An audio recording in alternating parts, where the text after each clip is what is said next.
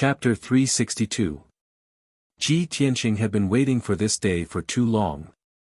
A few months ago, before he entered the Sky Pillar sect, the burial of heaven told him that he had to obtain the heavenly star pearl if he wanted to break through the shackles of his innate talent. For this reason, he went through hardships and dangers and investigated from many places.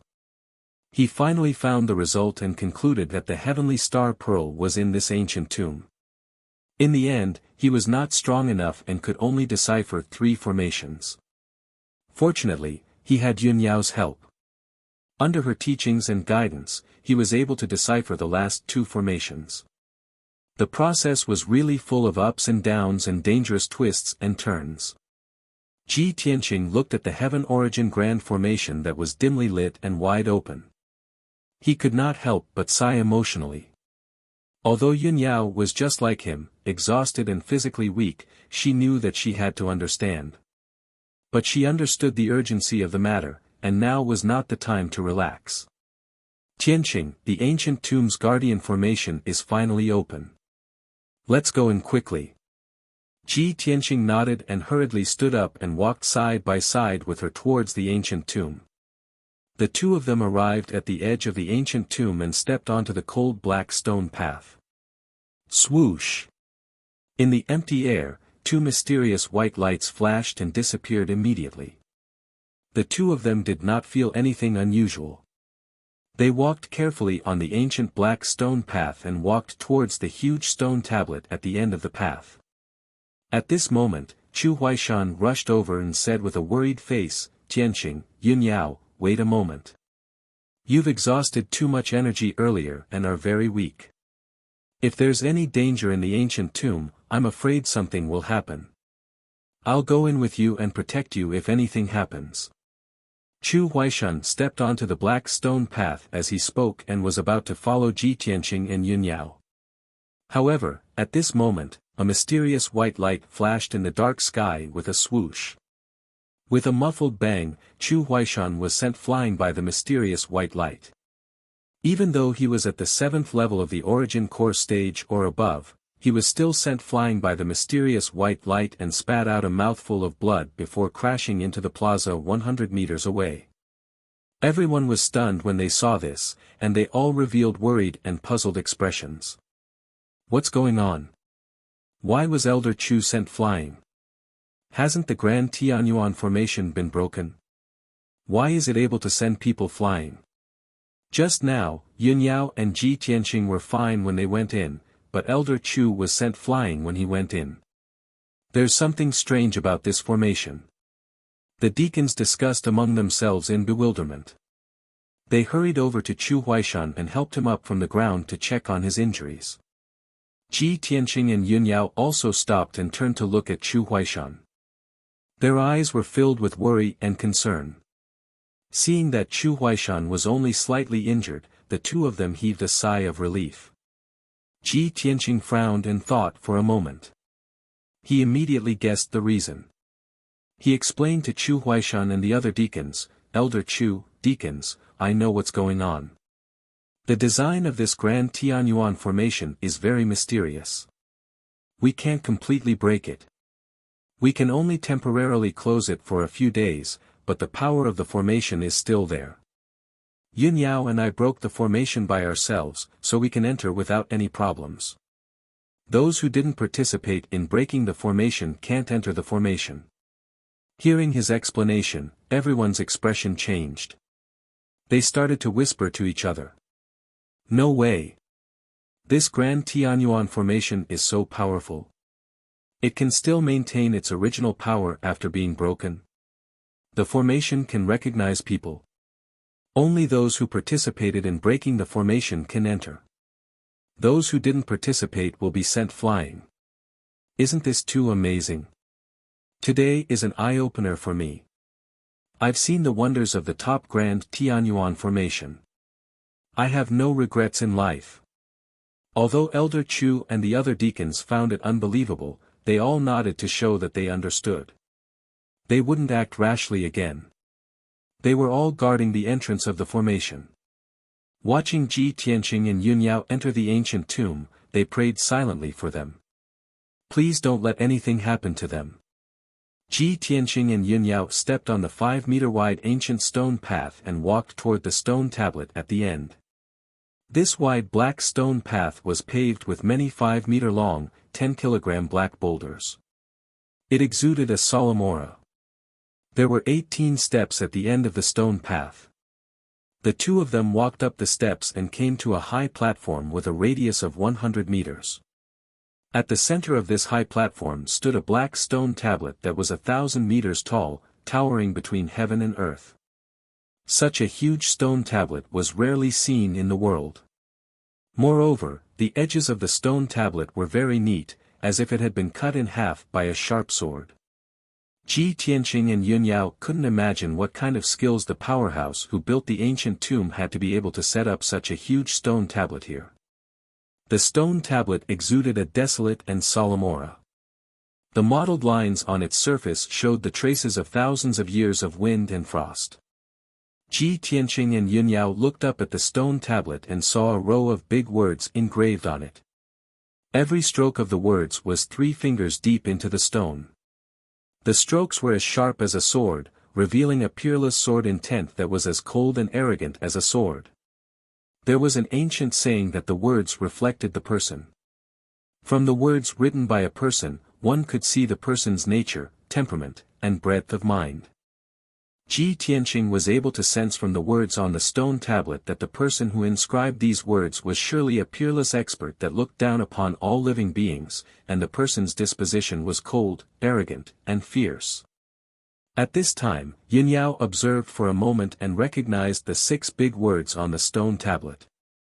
She couldn't help but murmur to herself, "The tomb of Master Kenshin." Her face suddenly changed. Her eyes were full of doubt and shock. The tomb of Kenshin. How could this ancient tomb at the foot of Dragon Mountain be the tomb of Kenshin? Ji Tianqing looked at her calmly and asked, "Eldest senior sister, you recognize the words on this tablet? You've even heard of Kenshin?" Yun Yao looked at him deeply. Seeing his calm expression, it was obvious that he already knew the secret of this ancient tomb. She vaguely guessed something and nodded. "The name of Kenshin is known to all the ancient forces and powerhouses of the Tianxian continent. In the era 1,000 years ago, Kenshin was the most outstanding and dazzling of all the powerhouses in the world. Even the imperial court of Middle State 1,000 years ago had to be courteous to Kenshin. They even had to ask him for help. How could such a godlike powerhouse be buried here?" Ji Tianqing listened silently. Seeing that she recognized the words from 1,000 years ago and knew the legends of Kenshin, he analyzed some things in his heart. Eldest senior sister is the #1 genius of the Tianqian region, the head disciple of our sect, but no one has ever mentioned her family or background. It's like she appeared out of thin air. I've guessed before that eldest senior sister's background is not simple. Now it seems that I've guessed right. She actually knows the legends from 1,000 years ago. She even knows the relationship between Kenshin and the imperial court of Middle State. It's very likely that she was born in an ancient and mysterious family. Of course, these were only his guesses. He couldn't come to a conclusion yet. Chapter 363. Yun Yao stared at the small characters at the bottom left of the tombstone and studied them carefully. After a while, she recognized the ancient characters and murmured in a low voice, "Established by the unfilial disciple, Emperor Yi." From the looks of it, this ancient tombstone was erected by Emperor Yi for his master, Kenshin. The entire tomb was probably built by Emperor Yi as well. She frowned slightly and pondered for a moment. The doubt in her eyes deepened. "Junior brother Tianqing, this tomb is a little strange. There's something wrong with it." Ji Tianqing stared at her and said calmly, "Please enlighten me, eldest senior sister." Yun Yao glanced at him with a strange expression and said in a playful tone, "Tianqing, you should know more about this tomb and Kenshin than I do, right?" Ji Tianqing's expression changed slightly and a look of surprise flashed in his eyes. He quickly shook his head and denied, "Eldest senior sister, I really don't know anything about the past and legends from 1,000 years ago." "Humph. Tianqing, you're not being honest. Yunyao rolled her beautiful eyes and glared at him with slight anger. Ji Tianqing was stunned when he saw her coquettish look and expression. His heart skipped a beat. He had never thought that the fairy who had always been cold, aloof, and otherworldly would actually act like an ordinary girl and show such an intimate and natural side in front of him. No matter how steady his temperament was, it was difficult for him to remain calm at this moment. After all, with his intelligence, how could he not understand what this meant? When he came back to his senses, Ji Tianqing nodded at her and revealed an embarrassed smile. He explained, "All right, eldest senior sister, your eyes are as sharp as torches. I really can't hide it from you. I admit that ever since I discovered the Dragon Mountain tomb, I've been studying the tomb's formation and investigating Kenshin's legends and deeds. I've been looking for Kenshin's relics. That thing is very important to me. The devil race has also been looking for that thing all this time. That's why I'm so anxious and don't dare to waste time." Hearing his words, Yunyao's clear eyes revealed a touch of gentleness. She gazed into his eyes and said sincerely, "Tianqing, from the moment you taught me how to break the formation, I knew that you completely trusted me. Thank you. No matter what, I will help you find that thing. You are also one of the people I trust the most." At this moment, the two of them stared into each other's eyes. Their gentle and sincere gazes even contained a hint of hazy emotions. Although the two of them didn't point it out and didn't say a single word, the two of them had a tacit understanding. Everything was understood without words. At that moment, Chu Huaishan's worried voice came from the entrance of the formation. "Tianqing, Yunyao. Are you guys okay? If there is any danger, you must withdraw in time. Don't put yourself in danger." Ji Tianqing and Yunyao were immediately awakened. Yunyao quickly turned her head away and pretended to continue observing the ancient tombstone. However, Ji Tianqing caught a glimpse of her cute and sparkling earlobes, which were covered with a layer of red. He wanted to laugh in his heart, but he held it in. He quickly waved his hand at Chu Huaishan outside the formation and replied, "Elder Chu, don't worry. We know what to do." At the entrance of the formation, several deacons exchanged glances and were whispering to each other. "Elder Chu, you're not being kind." "That's right." They were looking at each other affectionately and were about to embrace each other intimately. "If you shout like that, they might hate you. Tianqing and Yunyao are a match made in heaven. They are the golden boy and jade girl of our sect. We old guys can see that in the entire Tianjin region, only Tianqing is worthy of Yunyao. This is recognized by everyone. Elder Chu, don't make trouble." Several deacons were criticizing and mocking Chu Huaishan. His old face was a little embarrassed, and his dark face was flushed red. He turned his head and glared at the deacons.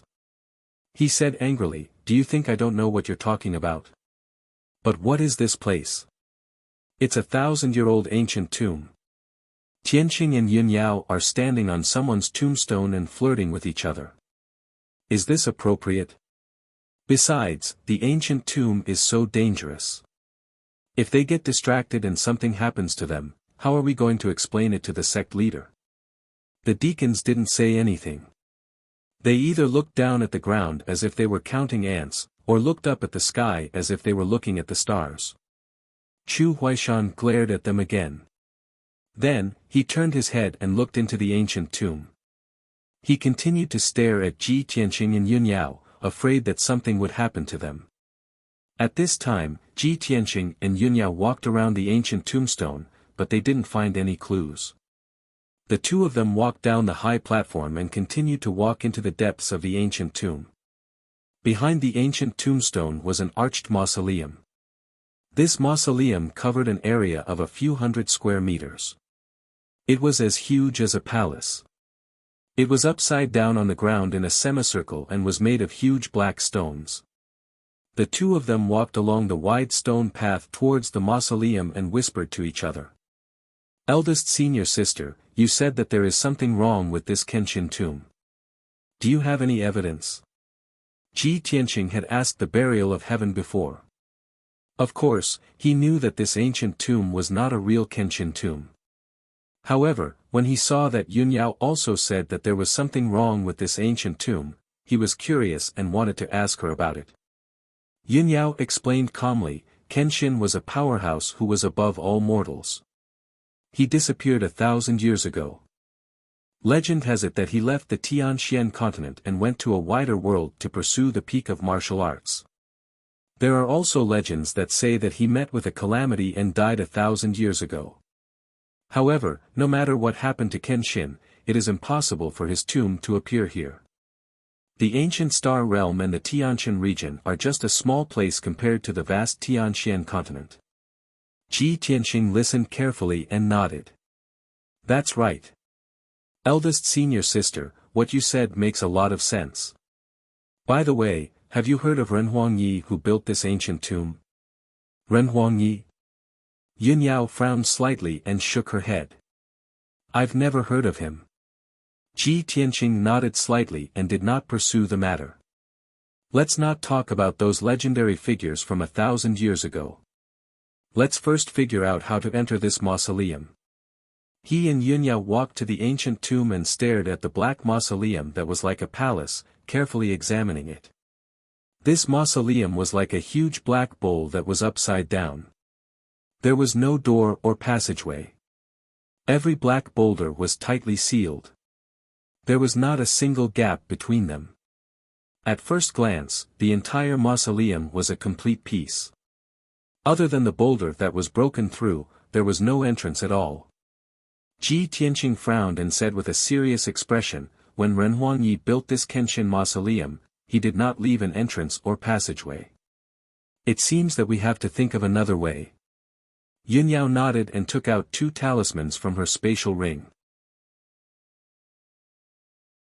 Chapter 364.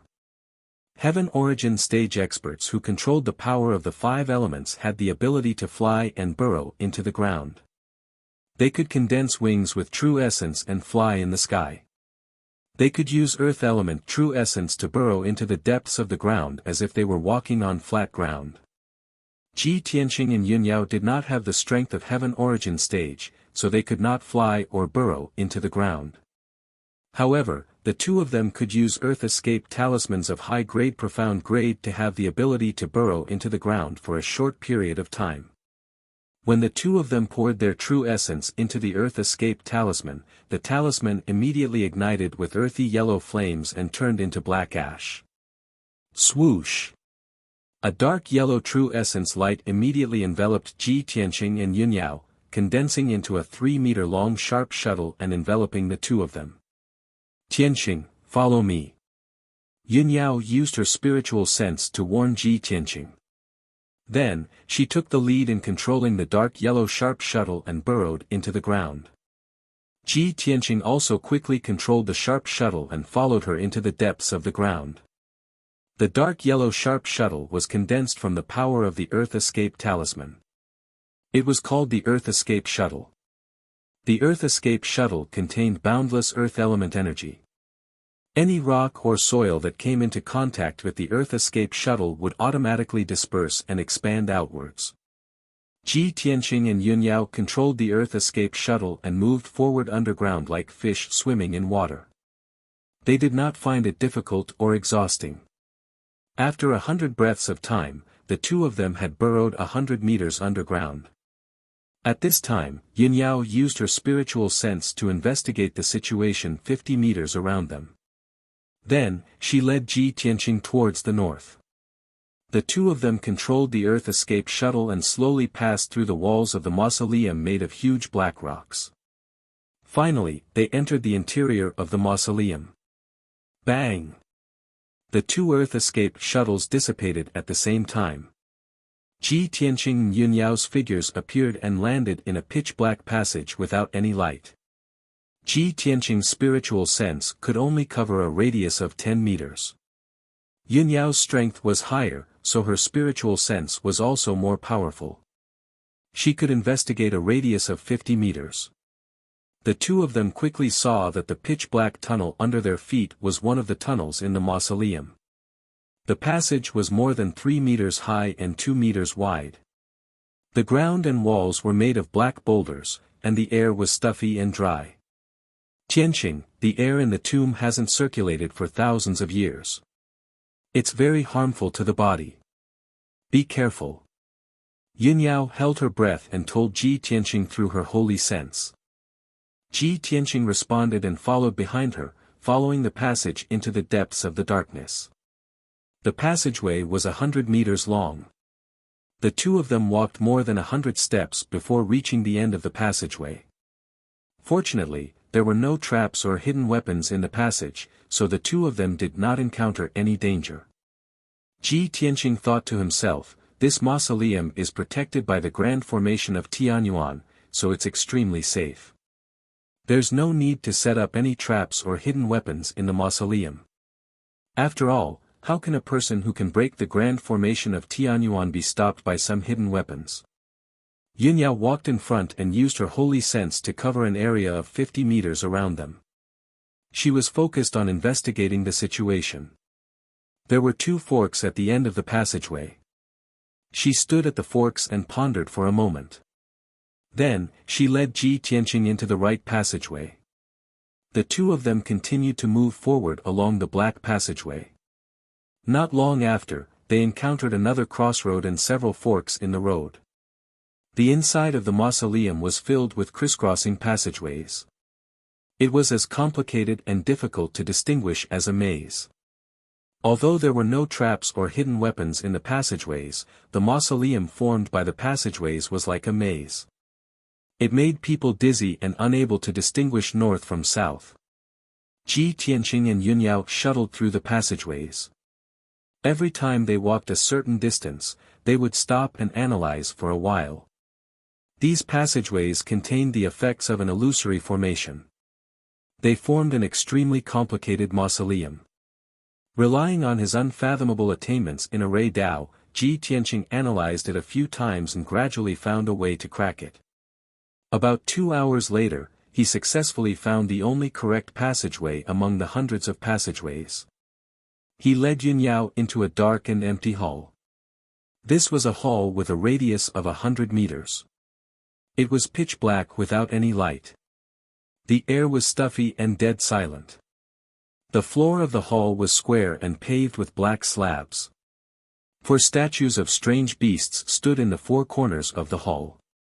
Each statue of a strange beast was 10 meters tall. The carvings were lifelike and ferocious, revealing a majestic aura.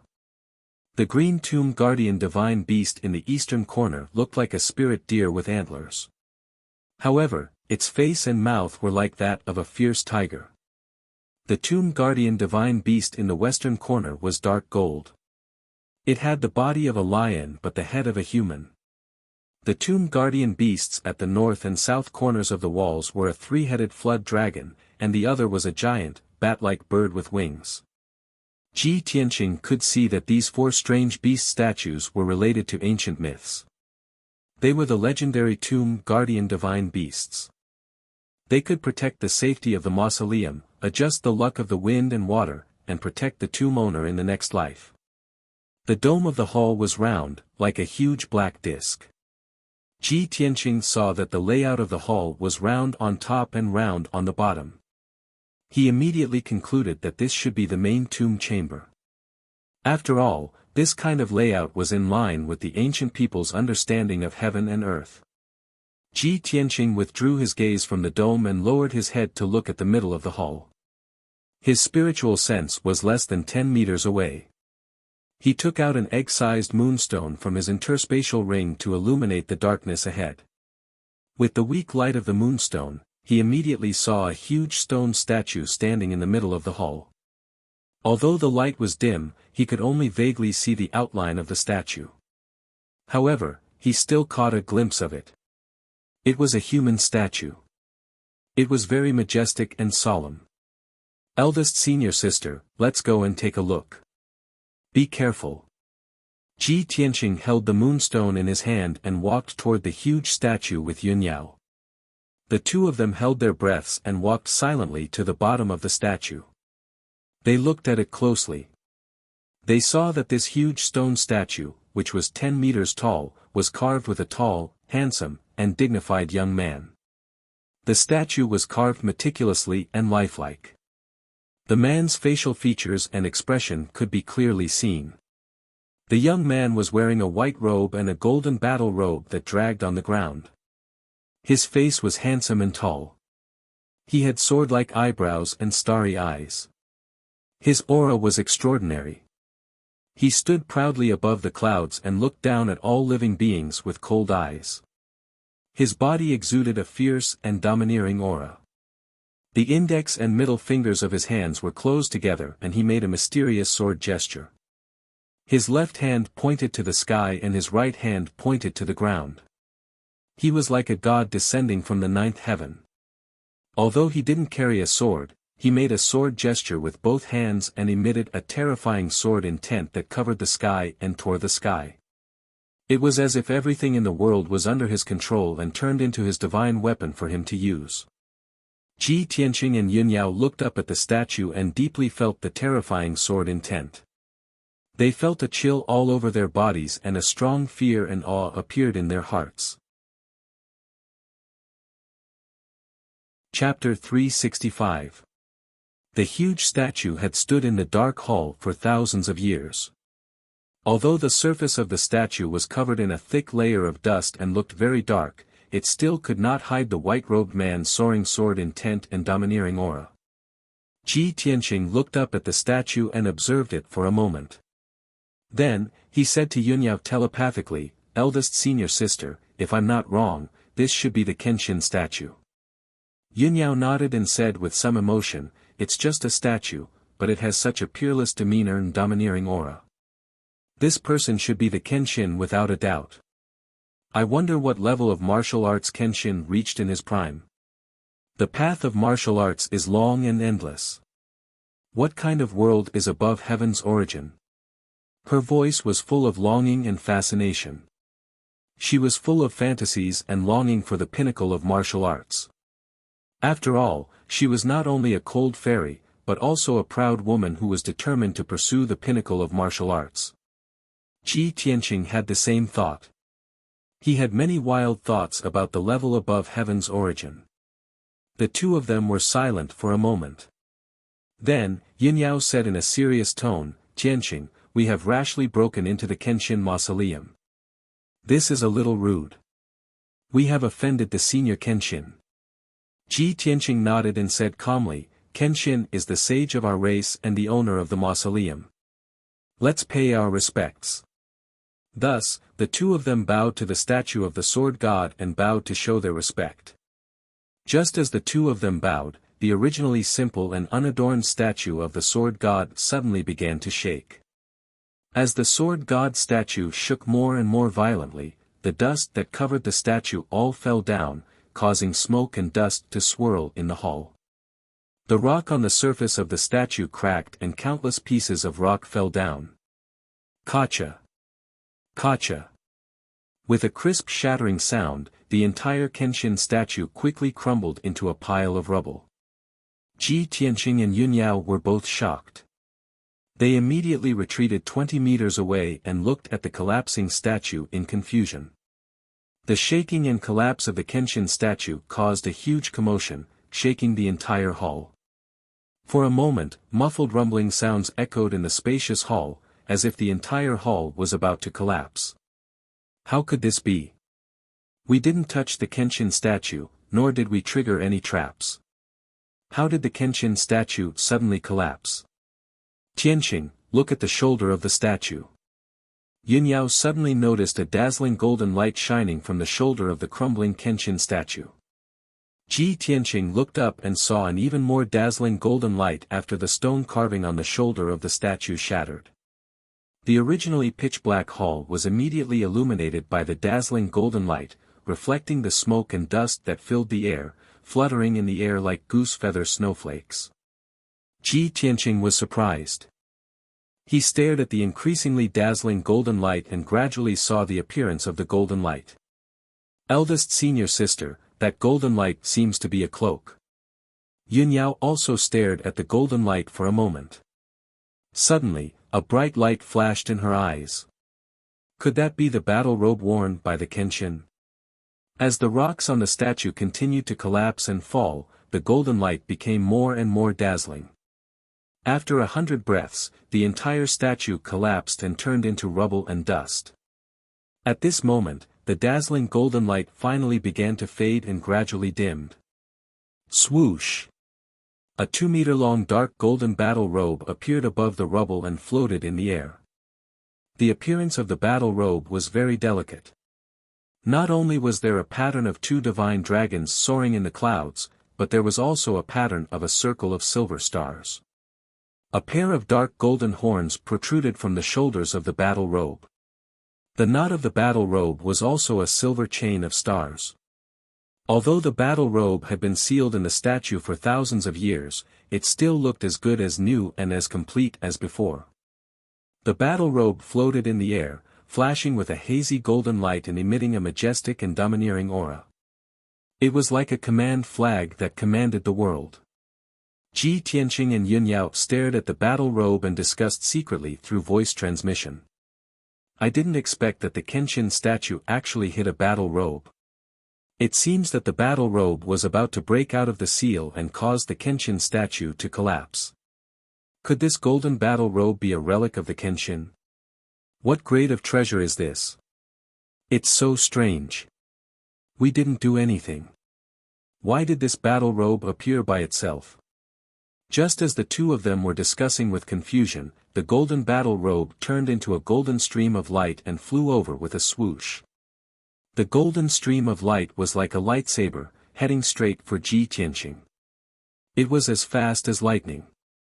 Before the stream of light arrived in front of him, he could already feel the extremely sharp sword intent and energy.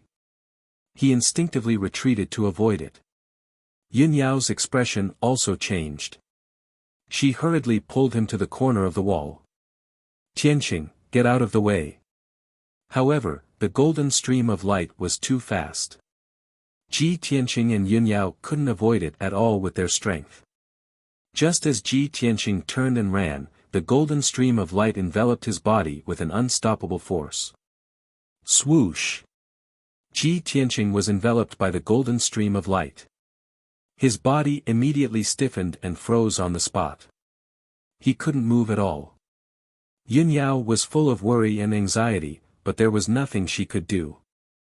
Just as she reached out to pull Ji Tianqing, she was knocked back a few steps by the golden stream of light. Her body was numb and stiff, and she couldn't use any of her strength. Fortunately, the golden stream of light that enveloped Ji Tianqing quickly dissipated. With a swoosh, the golden stream of light instantly disappeared into his body. Then, he appeared on the spot, unscathed. There was no injury on his body at all. He came to his senses and hurriedly checked his body's condition. He found that he wasn't injured at all.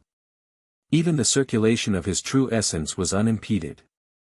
It was as if nothing had happened just now. What's going on? It's too strange. Ji Tianqing frowned and muttered. He hurriedly looked at Yun Yao. Senior sister, are you okay? Are you hurt? Yun Yao stared at him. Her eyes were surging with splendor. She was stunned for a moment before she came to her senses. Junior brother Tianqing. You. Kenshin's battle robe actually recognized you as its master. Yun Yao's eyes were full of excitement. Her pretty face revealed a strong expression of disbelief. Seeing her reaction, Ji Tianqing's expression also changed. He hurriedly turned his head to look at his shoulders. Sure enough, the Kenshin battle robe was on him. It fit his body perfectly. He was wearing the Kenshin battle robe. There was a dark golden horn on each of his shoulders. A silver star chain was tied into a dead knot around his neck. As he turned around and twisted his body, the wide dark golden battle robe swayed gently. It flickered with a faint golden light and released a majestic aura. Chapter 366.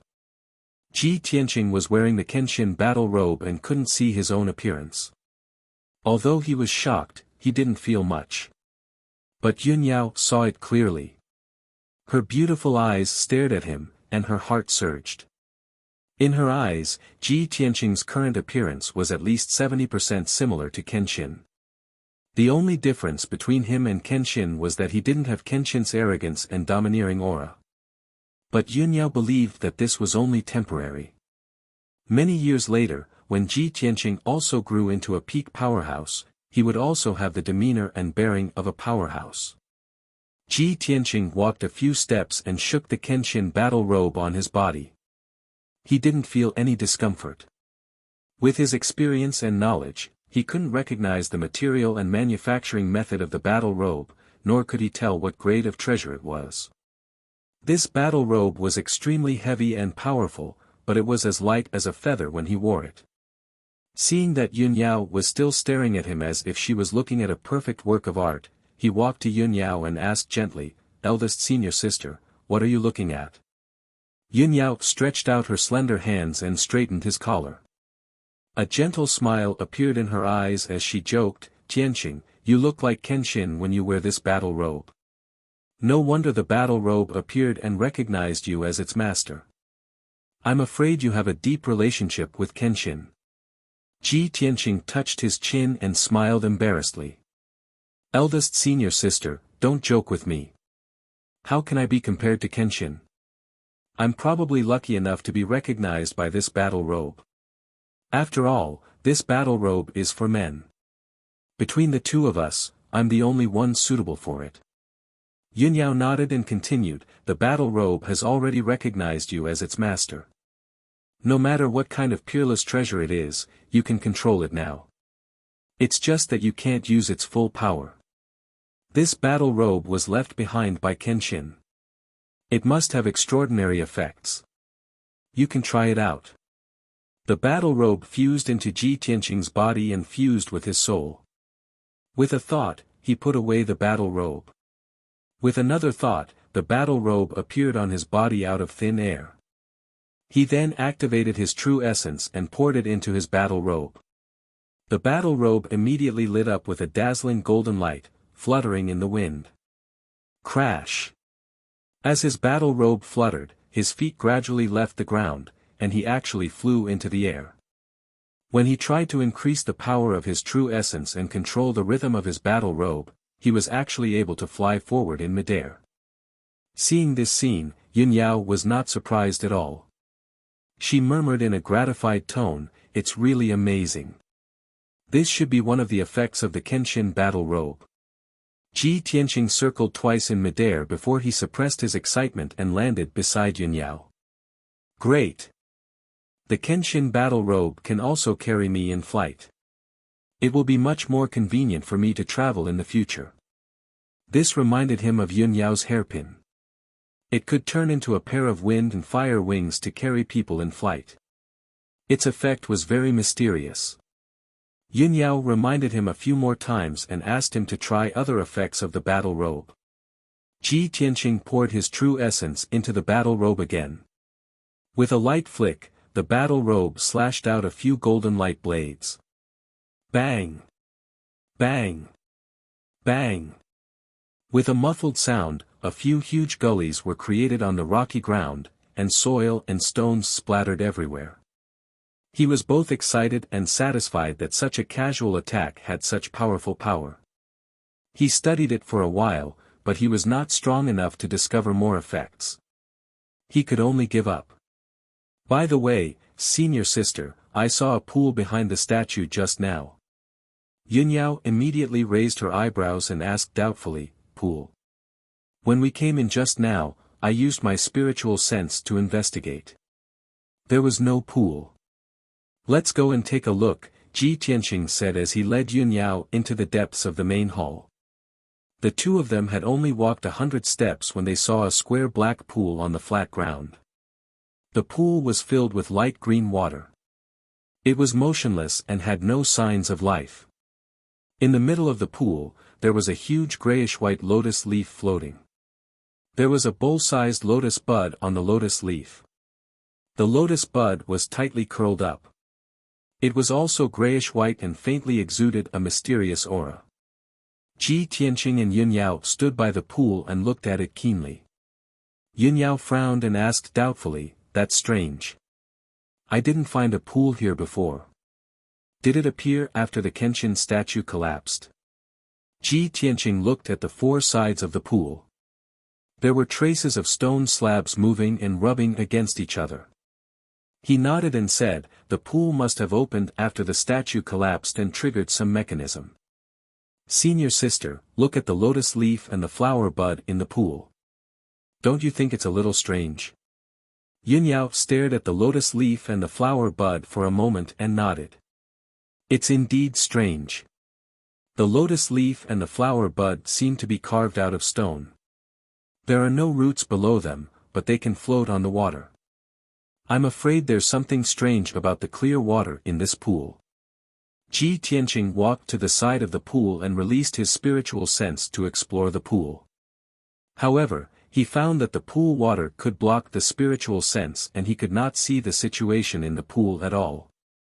He was about to observe the lotus leaf in the pool closely when a golden light suddenly appeared in the pool.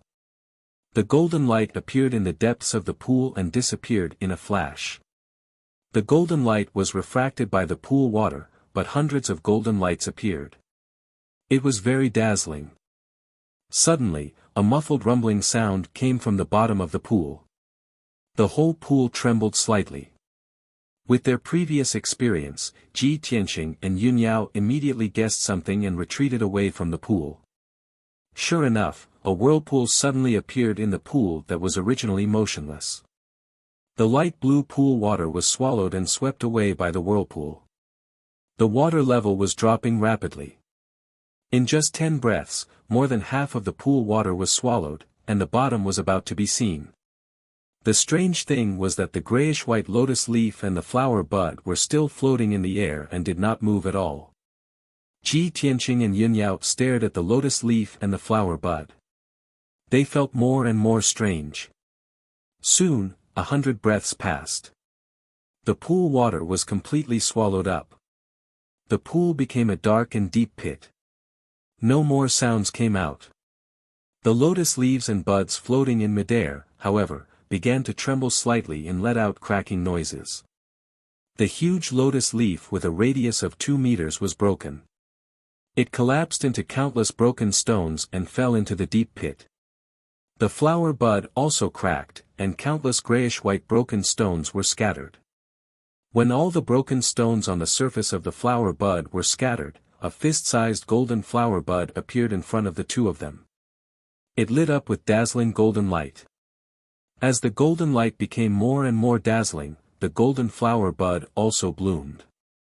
More than 10 golden petals stretched out gracefully. Ji Tianqing and Yun Yao were full of expectation. They stared at the golden lotus flower in full bloom. When the golden lotus flower was completely in bloom, the two of them saw a thumb-sized silver bead lying in the stamen. Chapter 367. When the mysterious silver pearl appeared, Ji Tianqing stared at it, unable to move his eyes away. He didn't know why, but his heart actually skipped a few beats. The blood in his body flowed faster, and a strong desire surged from the depths of his soul. There seemed to be a voice in the depths of his heart urging him to approach the mysterious silver pearl. Buzz! Buzz! The blooming golden lotus gently flapped its petals and slowly floated in front of Ji Tianqing. The mysterious silver pearl in the stamen released brilliant starlight and faintly emitted an invisible, majestic aura. He looked at the silver pearl up close and found that it was crystal clear. He could vaguely see a golden drop of water inside the pearl. Although the golden drop of liquid was in the shape of a water droplet, it was as solid and stable as a crystal. Ji Tianqing could clearly feel that the golden drop of water was emitting a majestic aura that called his soul. He was instantly enlightened, and 6 words appeared in his mind. Heavenly Astral Pearl. Kenshin's blood. At that moment, the blood in his body flowed. His eyes were filled with excitement, and his body trembled slightly. Heavenly Astral Pearl. It must be the Heavenly Astral Pearl. I've waited for too long. "I've finally found you," Ji Tianqing murmured in a low, hoarse voice. His entire body and mind were focused on the mysterious silver pearl, and he completely forgot about everything else. Yunyao also came back to her senses. She could feel the destructive aura inside the mysterious silver pearl and couldn't help but reveal a shocked expression. She saw Ji Tianqing's abnormal expression and his body trembling with excitement and immediately guessed the reason. It seems that this mysterious pearl is the Kenshin's relic that Tianqing is looking for. It's something very important to him. Kenshin's battle robe took the initiative to recognize him as its master, and the Kenshin's relic also took the initiative to appear. Tianqing, oh Tianqing, what's your relationship with Kenshin? I'm getting closer to you, but why are you becoming more and more mysterious? Why can't I see through you? Yunyao stared at Ji Tianqing with deep eyes. She stood quietly to the side, not making any sound so as not to disturb him. At this moment, Ji Tianqing slowly stretched out his hands and lifted the heavenly astral pearl from the stamen of the golden lotus. With soft hissing sounds, the perfectly blooming golden lotus instantly collapsed into millions of golden spots of light, scattering and disappearing.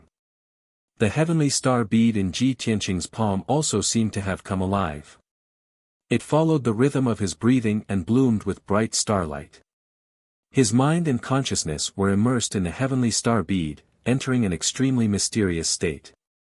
He seemed to have fallen into a deep sleep. His face was serene as he closed his eyes and sat cross-legged on the ground. The heavenly star bead also slowly flew towards his forehead and entered through his glabella. In the next moment, the silver bead shattered and turned into millions of silver light spots. They spread out in his body and flowed to his limbs and bones along with his blood. Swoosh! The vast power of the stars immediately spread throughout his body and merged into every drop of blood, every inch of his meridians, skin, flesh, and bones. His body was also covered in a layer of silver starlight. His figure became hazy and illusory. The silver pearl shattered, and the drop of golden Kenshin blood also lost its restraints and flowed into his heart. Every time his heart beat, the Kenshin blood would release a faint trace of golden bloodline power and merge into his blood. Ji Tianqing's body suddenly glowed with a dazzling golden color. His entire body emitted a holy and domineering aura. The endless power of the stars was rapidly strengthening his physical body. His muscles and bones were twisting and wriggling slowly. They were being refined by the power of the stars until they glowed with silver light. Every time his skin, muscles, and bones wriggled, his physique would transform and strengthen at an incredible speed. At the same time, the Kenshin blood in his heart also gradually released its golden bloodline power and gradually refined his bloodline. All of this was due to the changes in Ji Tianqing's body. He sat on the ground without moving and maintained his cultivation posture. He was as steady as a rock. Even if his body was twisting and all his bones and muscles were being reconstructed, he could not feel any pain or torture. That was because his soul and body had been separated by the heavenly astral pearl and the Kenshin blood. His soul had fallen into a deep sleep and was experiencing a dream that seemed both real and illusory. Yunyao stood beside him and looked at him with a focused and concerned expression. In the first 4 hours, she was still full of worry, afraid that something would happen to Ji Tianqing. After all, the golden and silver light and changes brought by the mysterious pearl flying into Ji Tianqing's body were too shocking. But after 4 hours, she saw that Ji Tianqing's expression was peaceful and his breathing was very stable. There were no abnormalities. She was finally relieved and sat down 5 steps away from him, silently guarding him. Yunyao could see that his body was undergoing tremendous changes. His physique and strength were also rapidly increasing. She thought to herself, Tianqing has merged with Kenshin's relic. He will definitely receive great benefits. His martial talent and potential will very likely surpass mine in the future. I hope that his strength will increase by leaps and bounds after this cultivation. She had guessed that Ji Tianqing would very likely reach the heavens in a single step after merging with Kenshin's relic and possess heaven-defying talent. But she did not feel jealous at all. Instead, she felt gratified and happy for him from the bottom of her heart. Deep in her heart, she also wanted to see him grow quickly and become a martial arts expert as soon as possible. Time passed silently in the spacious and dark hall. Unknowingly, a day had passed. Ji Tianqing had already refined 1/10 of the power of the stars in his body. He had also absorbed about 1/10 of the Kenshin blood. His sword embryo, 9 sword veins, and 72 apertures had also silently changed their positions under the transformation of the Kenshin blood, forming the sword palace in his body.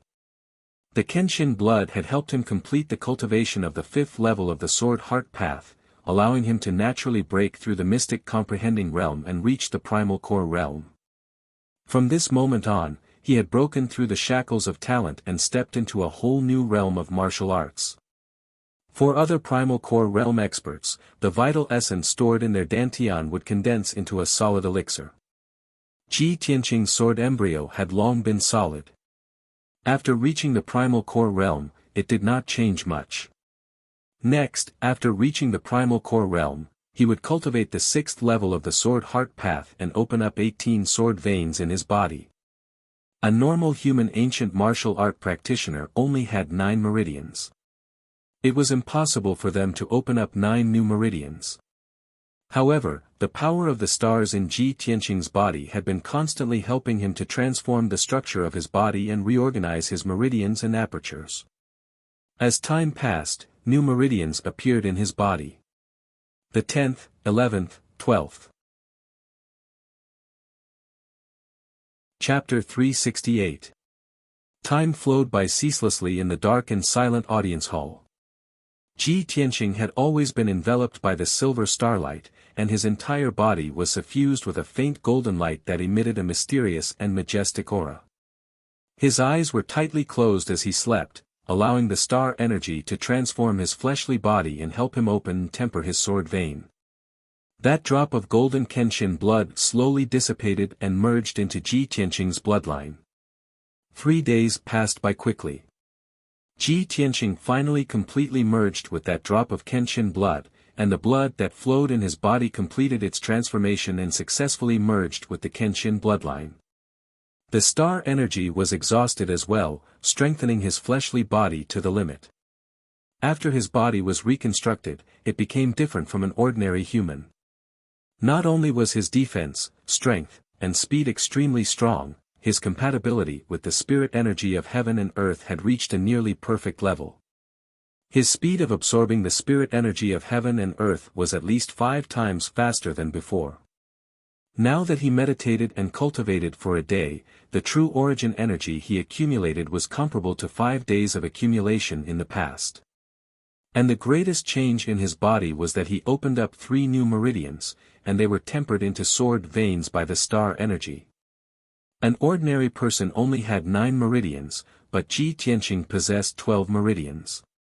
Not only did this cause his true origin to be even more majestic and his strength to become even more formidable, it also allowed him to break through the shackles of the human body, and his natural talent surpassed the limits of the human race. Of course, within these 3 days, his strength and cultivation advanced by leaps and bounds, and it rose at an unbelievable speed.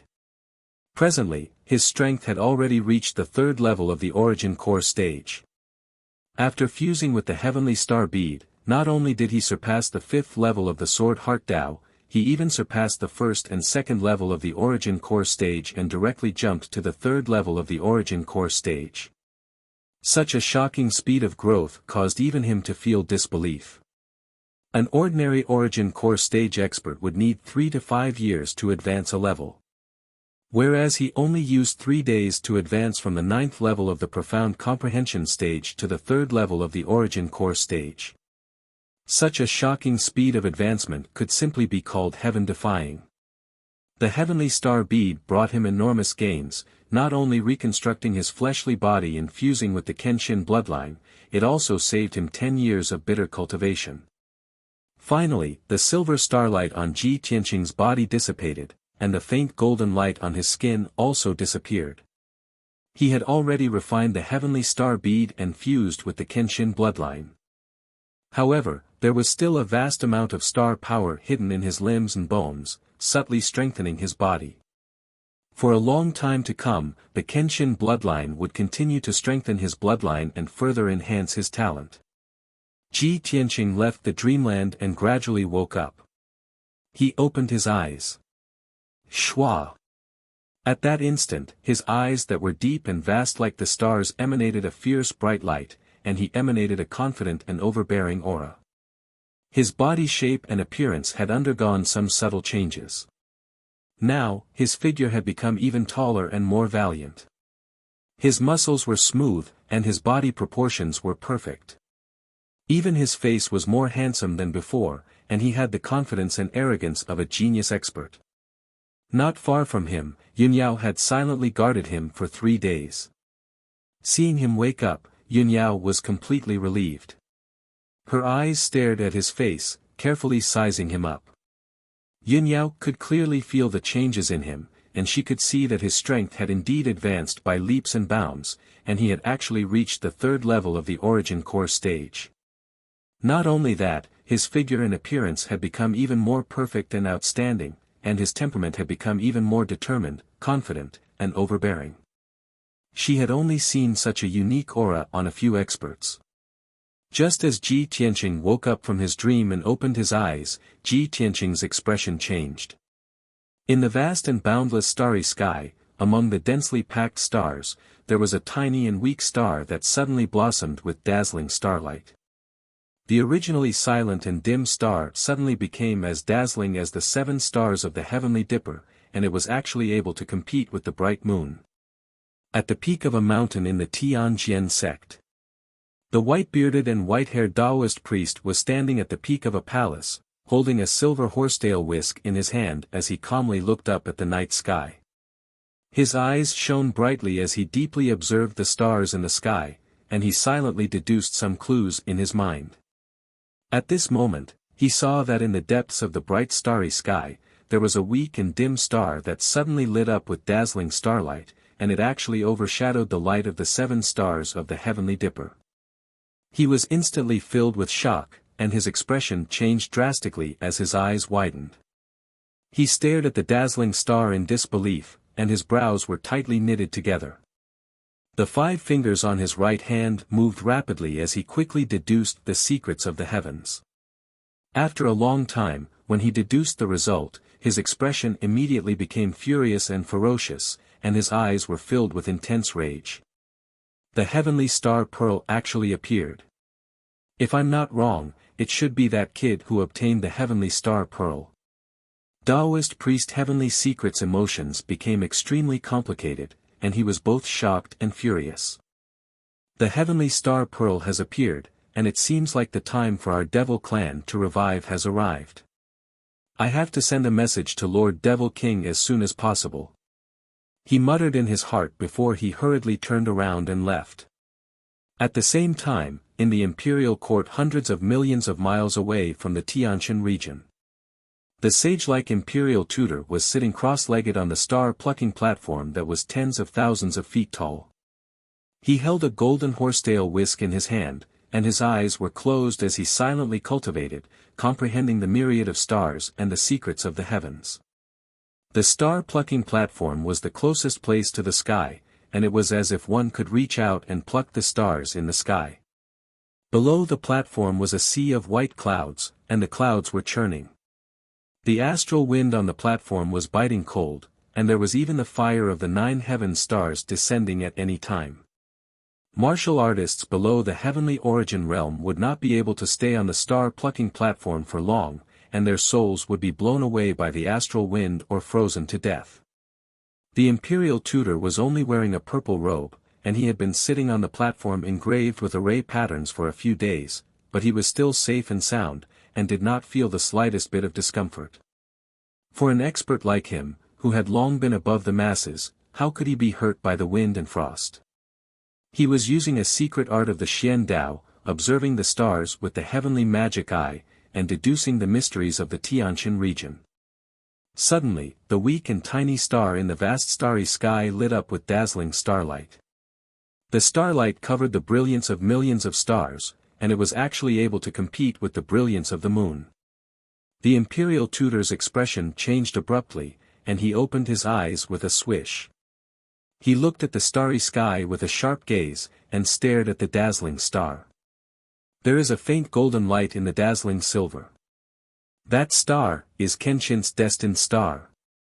The imperial tutor's face was full of shock, and he exclaimed in disbelief, Kenshin's destined star has been silent and dim for thousands of years. Why did it suddenly shine again tonight? Could it be that Kenshin has appeared again?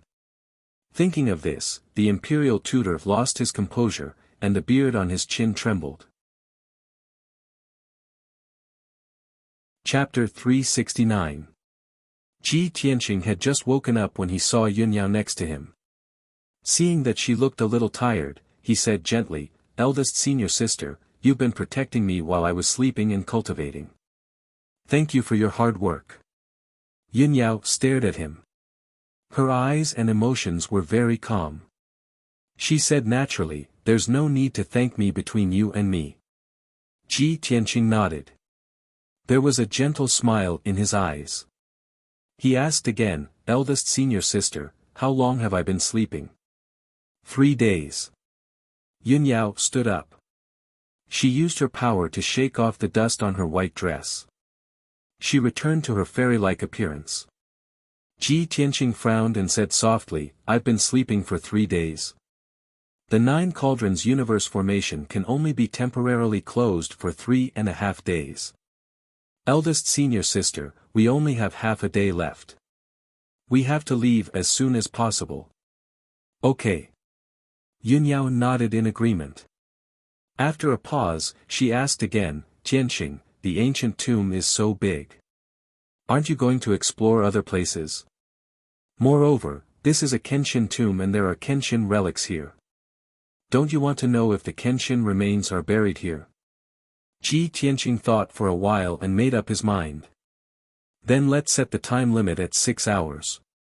When the time is up, we have to leave regardless of whether we find anything or not." "Okay, let's get started then." Yunyao agreed. Then, the two of them left the empty and dark hall and entered a dark passage. They continued to travel through the ancient tomb and explore more places. There were hundreds of passages in the ancient tomb. They were crisscrossed and stacked on top of each other. It was as complicated as a fishing net. However, Ji Tianqing had already understood the mystery of the maze. He could always find the right passage quickly and accurately. In the next 6 hours, he led Yunyao through the passageway and found a few more side halls and stone rooms. In the smaller side halls, there were only some strange statues, but no useful clues.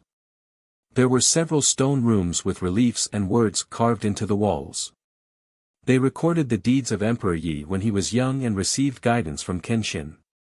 Other than that, the two of them did not find any other treasures, nor did they find Kenshin's coffin or remains. 6 hours were almost up. Ji Tianqing stopped searching and led Yunyao through the passage to the edge of the ancient tomb. While the two of them were walking in the tunnel, Yunyao had also analyzed the results. It seems that this mausoleum of Kenshin that Renhuang Yi built is not a true mausoleum of Kenshin, but a cenotaph.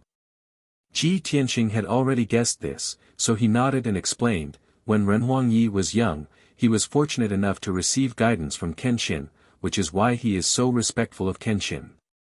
Although Kenshin only gave him some small guidance, it changed his life and made him a top cultivator in the Tianshan region. Renhuang Yi regarded Kenshin as his teacher. After he learned of Kenshin's death, he built a cenotaph at the foot of Longshan to commemorate and remember Kenshin. After listening to his explanation, Yunyao finally understood the origin of the ancient tomb on Longshan and understood the whole story. "I see." Not long after, the two of them returned to the passage that they had just entered the ancient tomb. Yunyao took out 2 earth escape talismans. The two of them used the power of the talismans to leave the dark passage and return to the surface. Outside the ancient tomb, at the entrance of the Tianyuan formation, Chu Huaishan and several deacons stared at the dark ancient tomb. Their eyes were filled with anxiety and worry. The deacons were on tenterhooks and discussing in low voices. It's already the 4th day. Why haven't Tianqing and Yunyao come out yet? Ever since the two of them entered the ancient tomb, there hasn't been any movement inside. Could something have happened? This ancient tomb has a history of thousands of years and is protected by the Tianyuan Formation. It must be extremely dangerous. I'm really worried that Tianqing and Yunyao can't handle it. Don't say such discouraging words. Let's wait patiently. I believe in Tianqing and Yunyao.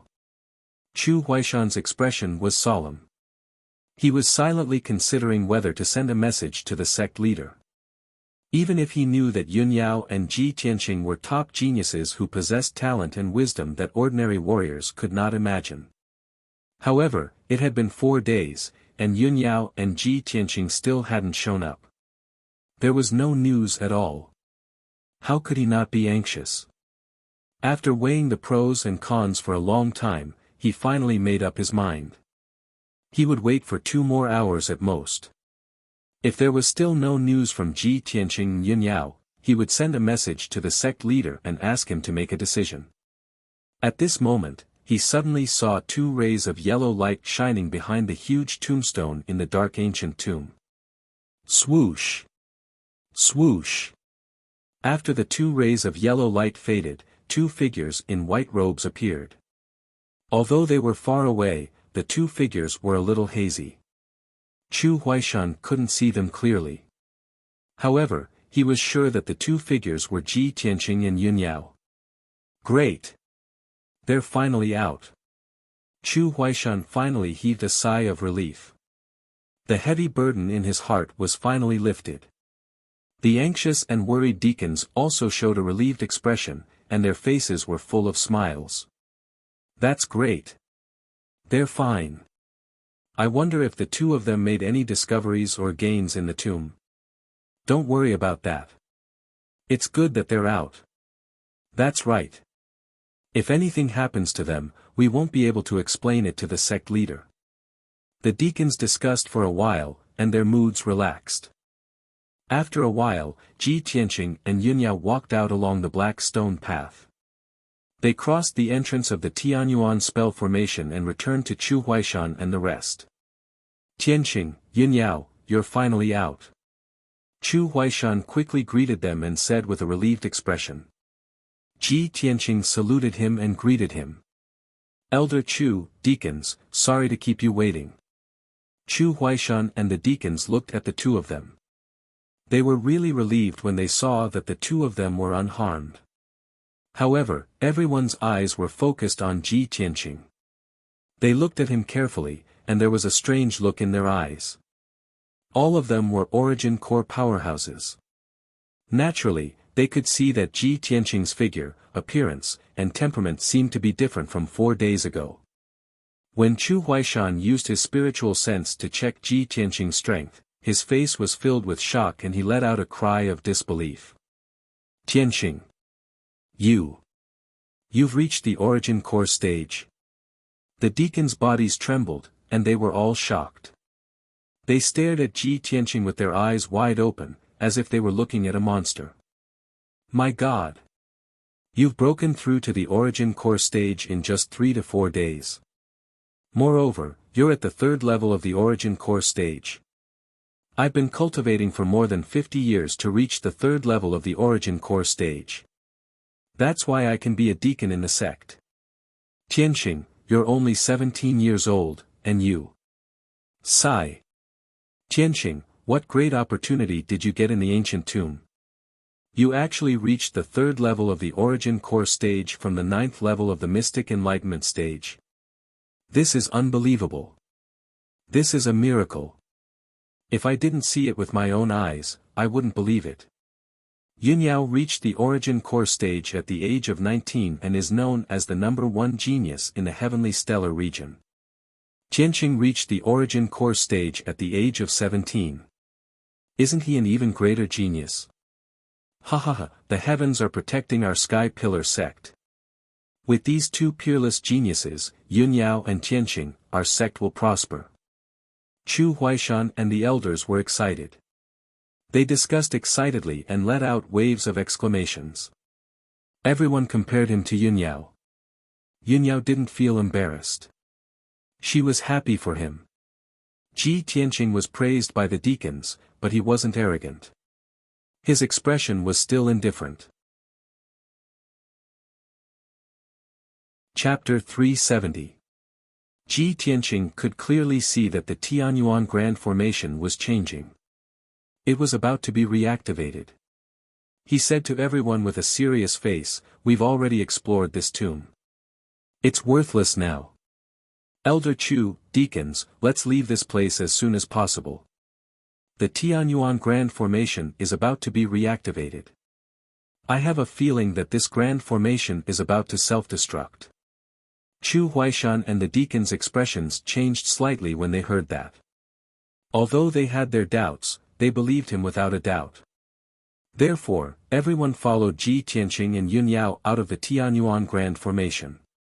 After 100 breaths of time, when everyone passed through the dilapidated square and was about to enter the ancient passage, the Tianyuan Grand Formation was reactivated. Swoosh, swoosh, swoosh. The five-colored light shield within a kilometer radius immediately lit up with a dazzling brilliance and released a powerful aura. The grand formations that Ji Tianqing and Yunyao had shut down were reactivated one after another. The Nine Cauldrons Universe Grand Formation was the first to be reactivated, followed by the 8-level Dragon Lock and the Big Dipper 7 Stars Grand Formation. Within a dozen breaths of time, all 5 Grand Formations were reactivated. The Tianyuan Grand Formation became dazzling and powerful again. Immediately after, the Tianyuan Grand Formation began to churn violently as it began to brew. The 5-colored light shield within a kilometer radius started to shake violently. The entire ancient tomb and the ground around it also started to rumble and shake. Along with the cracking sounds, the ground around the ancient tomb cracked open and a huge gully appeared. The dilapidated square also had a huge crack. The stone slabs on the ground started to crumble. Seeing this, Yunyao's expression changed slightly. She thought to herself, just as Tianqing said, the most profound mechanism and the greatest danger in the ancient tomb is the Tianyuan Grand Formation. Fortunately, we left the ancient tomb in time. If we hadn't come out by now, he and I would have been smashed into pieces and died in the ancient tomb. Chu Huaishan and the deacons' expressions also changed slightly. They looked relieved. Tianqing was right. The Grand Tianyuan Formation was about to self-destruct. Fortunately, we left in time. It's not safe enough here. We have to stay away from here. Once the Tianyuan Grand Formation explodes, the entire Dragon Mountain will be destroyed. Hearing the deacon's words, everyone immediately revealed anxious and worried expressions. If the Tianyuan Grand Formation exploded, the entire Dragon Mountain would be blown up. Not only would they not be able to escape, even the guards, disciples, and handymen who guarded the Dragon Mountain would be buried here. Ji Tianqing waved his hand, indicating that there was no need to panic. Don't worry, everyone. The design of this Grand Heaven Essence Formation is incomparably wondrous. Even if the formation self-destructs, its power will be contained within the formation and will not spread to other places. As soon as Ji Tianqing finished speaking, the power accumulated in the Tianyuan Grand Array reached its peak. Boom! A deafening sound suddenly burst out, reverberating in the empty and dark depths of the underground. The huge 5-colored light shield collapsed instantly, turning into a huge 5-colored mushroom cloud. What was strange was that the 5-colored flame burst out when the formation self-destructed did not spread out. Instead, it surged toward the inside of the ancient tomb. Just as Ji Tianqing said, the terrifying power that could destroy the world did not rush out of the Grand Heaven Essence Formation's range. Suddenly, the dark night sky was illuminated. The area within a radius of a few thousand meters was illuminated. The ground around the ancient tomb trembled crazily from the impact. Numerous cracks appeared on the ground, and dust flew into the air. The ancient, dilapidated square collapsed completely. It collapsed into the ground and turned into a huge pit. The surrounding rock walls were also shaken to the point of incessant tremors. Cracks appeared on the walls as dust and gravel rolled down. Even the entire Dragon Mountain started to shake as if there was a huge earthquake. Many handymen and disciples who did not know what was going on fled in panic. The earth-shattering commotion lasted for a full 15 minutes before it stopped. The dazzling five-colored light faded away. The deafening sound dissipated. The trembling ground also calmed down. The area within a radius of a few thousand meters returned to darkness and peace. The air became heavy and still. Everyone opened their eyes wide and looked at the ancient tomb. They saw that the grand heaven essence formation and the ancient tomb had disappeared. There was nothing left in the area within a radius of 1,000 meters. It had become a pitch-black abyss. Everyone stood in the ancient tunnel and witnessed the process of the formation self-destructing and the ancient tomb disappearing. They were all shocked. After a long time, everyone calmed down. They turned around and walked through the tunnel, leaving the depths of the underground. An hour later, Ji Tianqing and Yunyao returned to the peak of the Dragon Mountain. The two of them stood side by side on the peak of the mountain. They looked at the scenery at the foot of the mountain and felt a little emotional. Ji Tianqing looked at the mountains in the distance and said calmly, "In the past, there was a Kenshin mausoleum deep underground. The Dragon Mountain was affected by the Grand Heaven Essence formation and turned into a treasure land with spirit veins. Now that the ancient tomb has disappeared and the Dragon Mountain has been ruined by the Tianjian sect, I'm afraid that this treasure land with spirit veins will be completely destroyed." Yunyao raised her eyebrows and said indifferently, "It's okay. Without the Dragon Mountain, the sect will look for other spirit veins. Let's go back and report to Master. He must be waiting anxiously." Then, the two of them left the Dragon Mountain on the spirit crane and rushed back to the Sky Pillar sect. In less than 2 hours, the two of them returned to the Sky Pillar sect. Yunyao rode the spirit crane and landed on the red firmament peak. The two of them entered the Sky Pillar Palace together and reported to Chu Tianqing.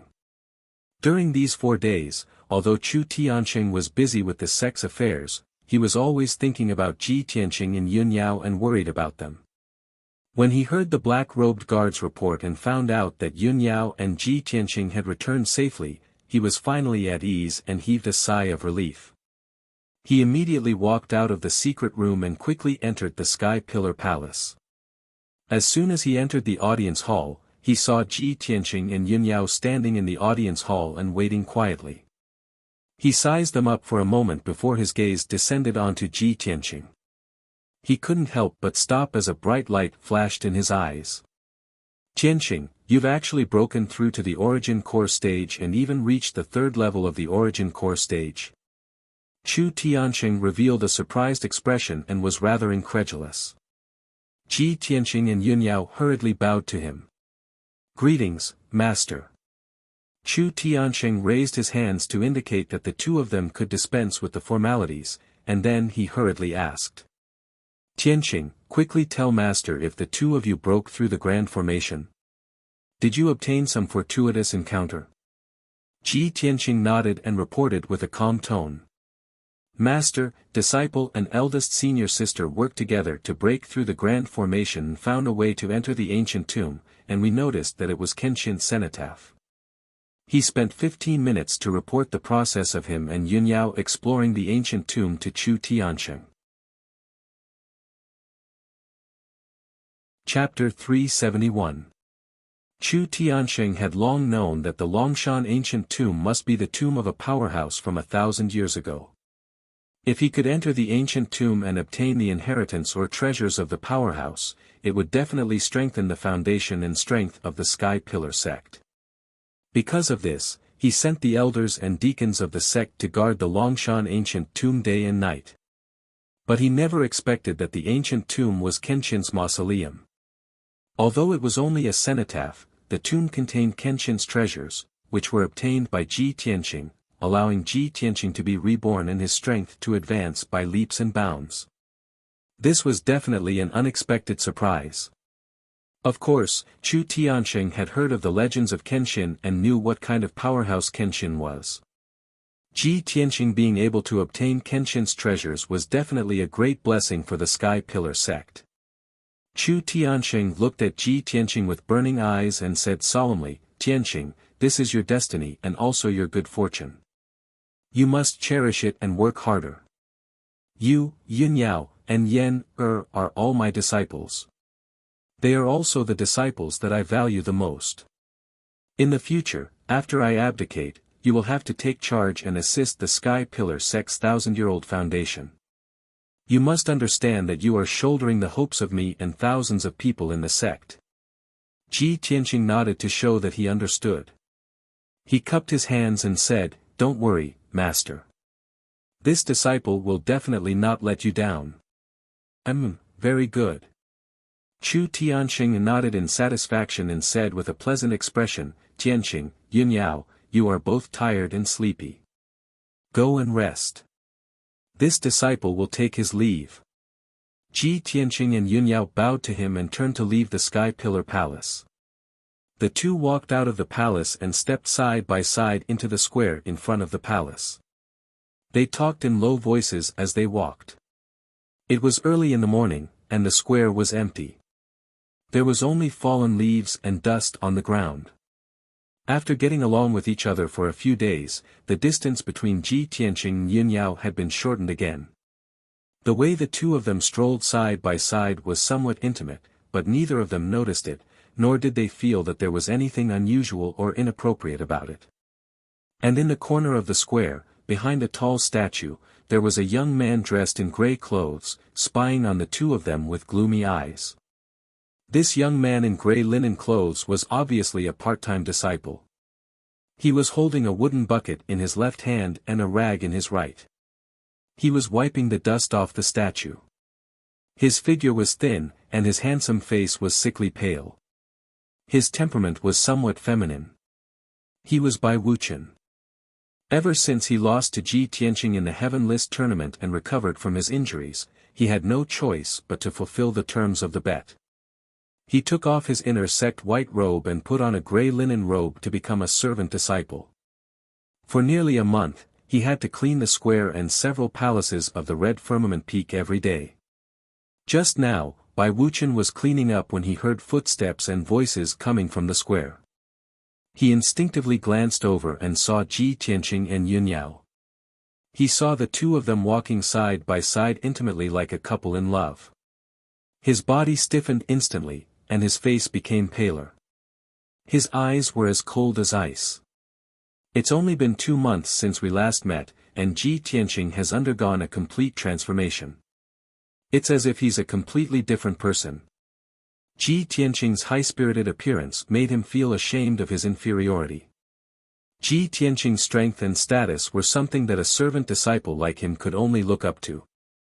No matter how unwilling he was, no matter how angry and jealous he was, he had to admit a fact. Ji Tianqing and Yin Yao were a perfect match. They were a match made in heaven. Thinking of this, his face twisted in anger, and his eyes were almost spitting fire. No.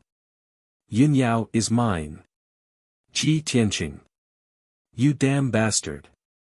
How dare you steal my sweetheart? I'll never let you go. Bai Wuqian glared viciously at Ji Tianqing and roared silently in his heart. Ji Tianqing and Yin Yao walked side by side through the square in front of the palace. Their figures gradually disappeared.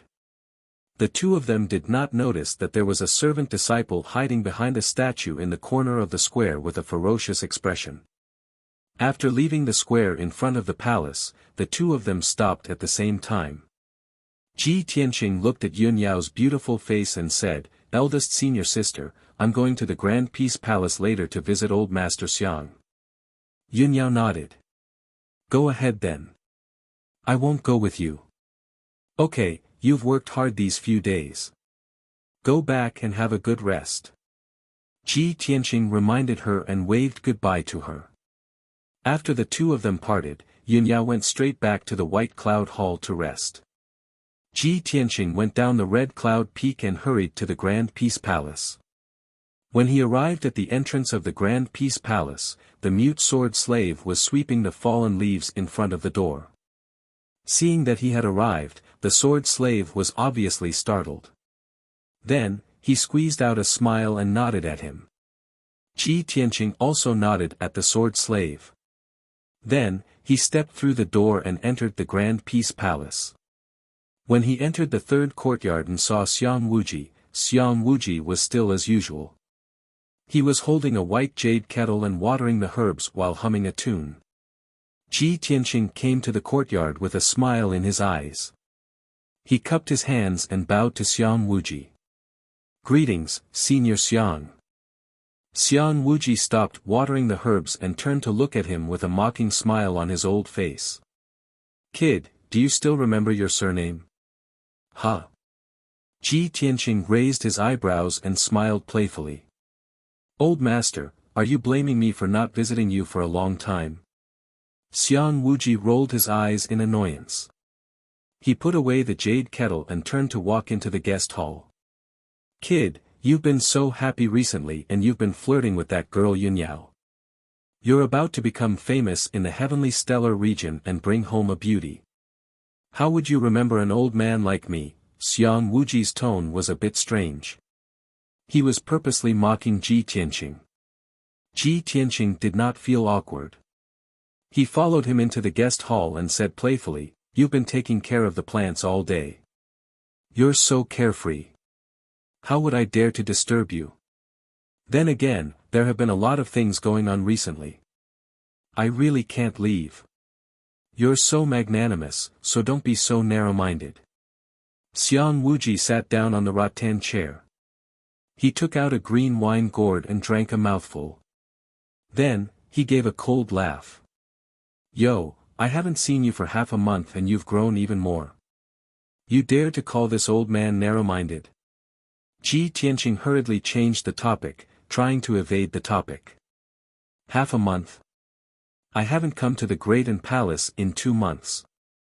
Xiang Wuji glared at him in annoyance. "Nonsense. Half a month ago, you were lying unconscious in the spiritual medicine hall. This old man even went to help you heal twice. So it's like this." Ji Tianqing finally understood. He smiled and said, "Thank you, elder, for saving me. Don't give me that." Xiang Wuji curled his lips and said in annoyance, "Kid, you didn't die from Gao Yi's palm, but you scared this old man half to death. You finally recovered from your injuries and you went to the Dragon Mountain to break the array. Now, you're still alive and kicking. You even broke through to the Yuan Dan stage. Kid, how is your luck so good?" Ji Tianqing looked at him with a faint smile. He did not refute. He understood Xiang Wuji very well. He knew that Xiang Wuji had a sharp tongue but a soft heart. He liked to nag when he had nothing to do. As expected, Xiang Wuji said with a stern face, "Kid, don't forget. You are the direct disciple of the sect leader. In the future, you will inherit the position of sect leader. This old man and your master have high hopes for you. We don't want to see you in danger. What if an accident happens one day and you lose your little life? Remember this for this old man. In the future, if you encounter a life-threatening situation, stay as far away as you can. Let others take care of it." Chapter 372. After Xiang Wuji finished nagging, Ji Tianqing smiled and nodded, replying with a sentence. "Old master, thank you for your care and love. I will remember your advice." Seeing him humbly accept his advice, Xiang Wuji was even more worried.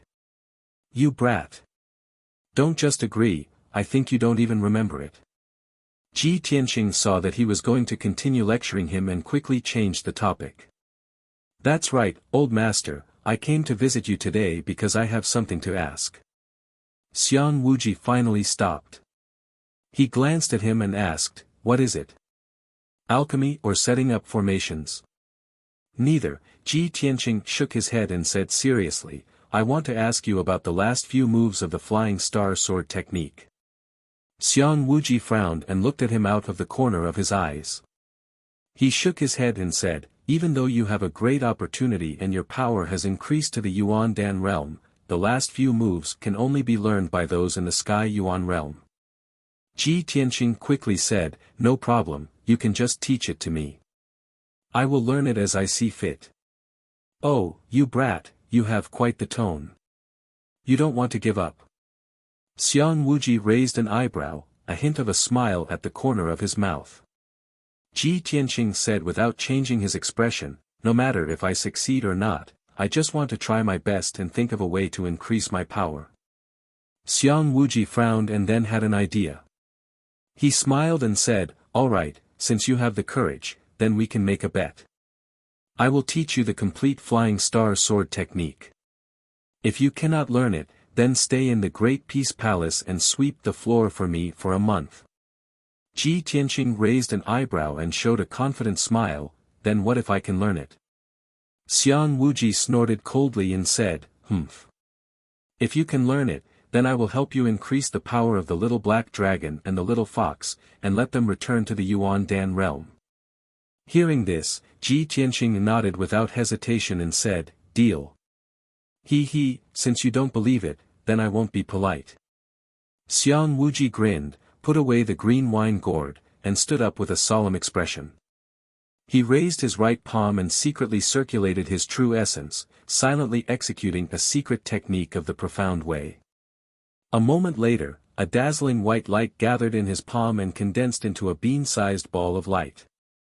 This ball of dazzling white light was the essence that Xiang Wuji had condensed using a secret technique. It contained the complete Flying Star Sword technique. When martial arts experts impart their skills to others, they don't need any secret manuals. Experts use profound Tao secret arts to condense the memories and experiences in their minds into balls of light and impart them to others. Xiang Wuji slowly raised his right palm and placed it on Ji Tianqing's forehead. The white ball of light immediately entered Ji Tianqing's mind. Suddenly, a huge amount of information appeared in Ji Tianqing's mind. He was shaken by the boundless amount of information, and his consciousness became a little blurry. He quickly sat cross-legged on the ground and circulated his energy to refine the ball of white light, absorbing and comprehending the Flying Star Sword technique. Xiang Wuji sat back on the rattan chair and smiled as he watched him cultivate. Then, he took out the wine gourd and drank. As time passed, Ji Tianqing's consciousness was immersed in the Flying Star Sword technique. He was fully focused on comprehending the sword technique. His consciousness merged with the ball of white light and was immediately immersed in it. He saw a special technique imparting scene. In the scene was a green grassland. On the left was a clear lake, and on the right was 1,000 zhang tall mountain. In the sky above the grassland, there was an old man in a purple robe, with a powerful aura. It was Xiang Wuji. Xiang Wuji stood proudly in the sky and said in a serious tone, the Flying Star Sword technique is a heaven origin level sword technique created by Wuji Zhenren. There are 5 moves in total. This sword technique is the culmination of all that I have learned in my life. It combines the sword techniques of 39 sword sects on the continent. When cultivated to perfection, it has the power to change the sky and the sun, to pluck the stars and the moon. Ji Tianqing's consciousness was focused on the scene. When he heard Xiang Wuji's bragging, he couldn't help but want to laugh. Even though a heaven origin level cultivator was powerful, there was a limit to the power of his martial arts. At most, he could break mountains and rivers. As for the power to change the sky and pluck the stars and the moon, it was already comparable to a deity. It was far beyond a heaven origin level cultivator. Then, Xiang Wuji said in a serious tone, the first move of the Flying Star Sword technique, 1,000 Feather Blade. As he spoke, Xiang Wuji formed a sword spell with both hands and released 3 flaming sword auras. They pierced towards the mountain on the right. Each of the sword auras was 10 meters long. They were extremely powerful and quickly pierced through the forest on the mountain. In just 5 seconds, the 3 flaming sword auras had pierced through the forest 1,000 times. The forest on the mountainside was burned to ashes. After performing the first move, Xiang Wuji said in a serious tone, "The second move, Wind Thunder Strike." He then used all of his power and released 2 giant golden sword auras towards the grassland in front of him. The 2 20-meter-long sword auras collided with each other. They turned into a giant thunderbolt and slashed towards the grassland. Boom! A 100-meter-wide crater was created in the ground with a loud sound. Mud and grass were sent flying in all directions. Then, Xiang Wuji performed the third move, Red Dragon Flash. He released a gigantic sword light that was over 100 meters long, and actually split the 1,000-meter-tall mountain in half with a single slash. Seeing this, Ji Tianxing understood that this was the real power of the Red Dragon Flash when Xiang Wuji used all of his power. He had already mastered the first 3 moves of the Flying Star Sword technique. Then, when Xiang Wuji performed the 4th move, he paid extra attention to it. The 4th move, Water Split. Xiang Wuji shouted in a low voice. He formed a sword spell with both hands and used all of his power. He formed a giant sword aura that was 100 meters long. He performed the spell and controlled the sword aura to slash towards the clear lake on the left. With a deafening boom, the heaven-cleaving sword of light extended to several thousand meters long. It erupted with devastating power, cleaving the lake in half. The clear lake water was split apart and a 1,000-meter-long gully appeared on the surface of the lake, revealing the bottom of the lake. After a long while, the gully began to close up. The lake water that was split apart began to close up again and calmed down. Ji Tianxing's heart was beating fast. He was both shocked and excited. He memorized the sword formula of the 4th move, Water Flow Severance, and secretly analyzed it. Just then, Xiang Wuji said in a serious tone, "Next, is the last move of the Flying Star Sword technique, Shatter the Mountain and River." As his voice fell, he slowly waved his palms and made a mysterious gesture. His entire body lit up with multicolored light that shot into the sky. In the next second, his silhouette flashed in the sky. His hands continued to form giant sword auras that shot in all directions. Swoosh, swoosh, swoosh. The entire grassland and the sky were engulfed by the sword auras. Everything became dazzling and chaotic. When tens of thousands of sword auras exploded at the same time, the terrifying power was enough to destroy the heaven and earth. Hom. Chapter 373. After the 5 moves of the Flying Star Sword technique were displayed, the image disappeared. Ji Tianxing's consciousness returned to his body, and he began to study and comprehend the last 2 moves of the sword technique. The 2 sword techniques, Water Flow Split and Mountain and River Smash, truly had the terrifying power to split rivers and shatter mountains. Without a doubt, this was a sword technique that only a heaven origin powerhouse could perform. If Ji Tianxing was only at the 9th level of the mystic comprehending stage and had not refined the heavenly star pearl, he would not be able to cultivate these 2 sword techniques. However, after refining the heavenly star pearl, his strength skyrocketed to the 3rd level of the origin core stage, and he merged with the Kenshin bloodline. His innate talent reached the limit of the human race. After concentrating on comprehending for 12 hours, he actually comprehended the essence of the 2 sword techniques and successfully learned them. Although he was only at the origin core stage, his Kenshin bloodline was extremely heaven-defying, allowing him to possess an inhuman comprehension ability. He could master any sword art in the world with twice the results with half the effort. After 12 hours, it was already late at night. The night sky was filled with stars, scattering starlight for millions of miles, covering the courtyard with a layer of bright moonlight. Xiang Wuji was still lying on the rattan chair. He was drunk and snoring rhythmically. Swoosh! Ji Tianxing ended his cultivation and opened his eyes.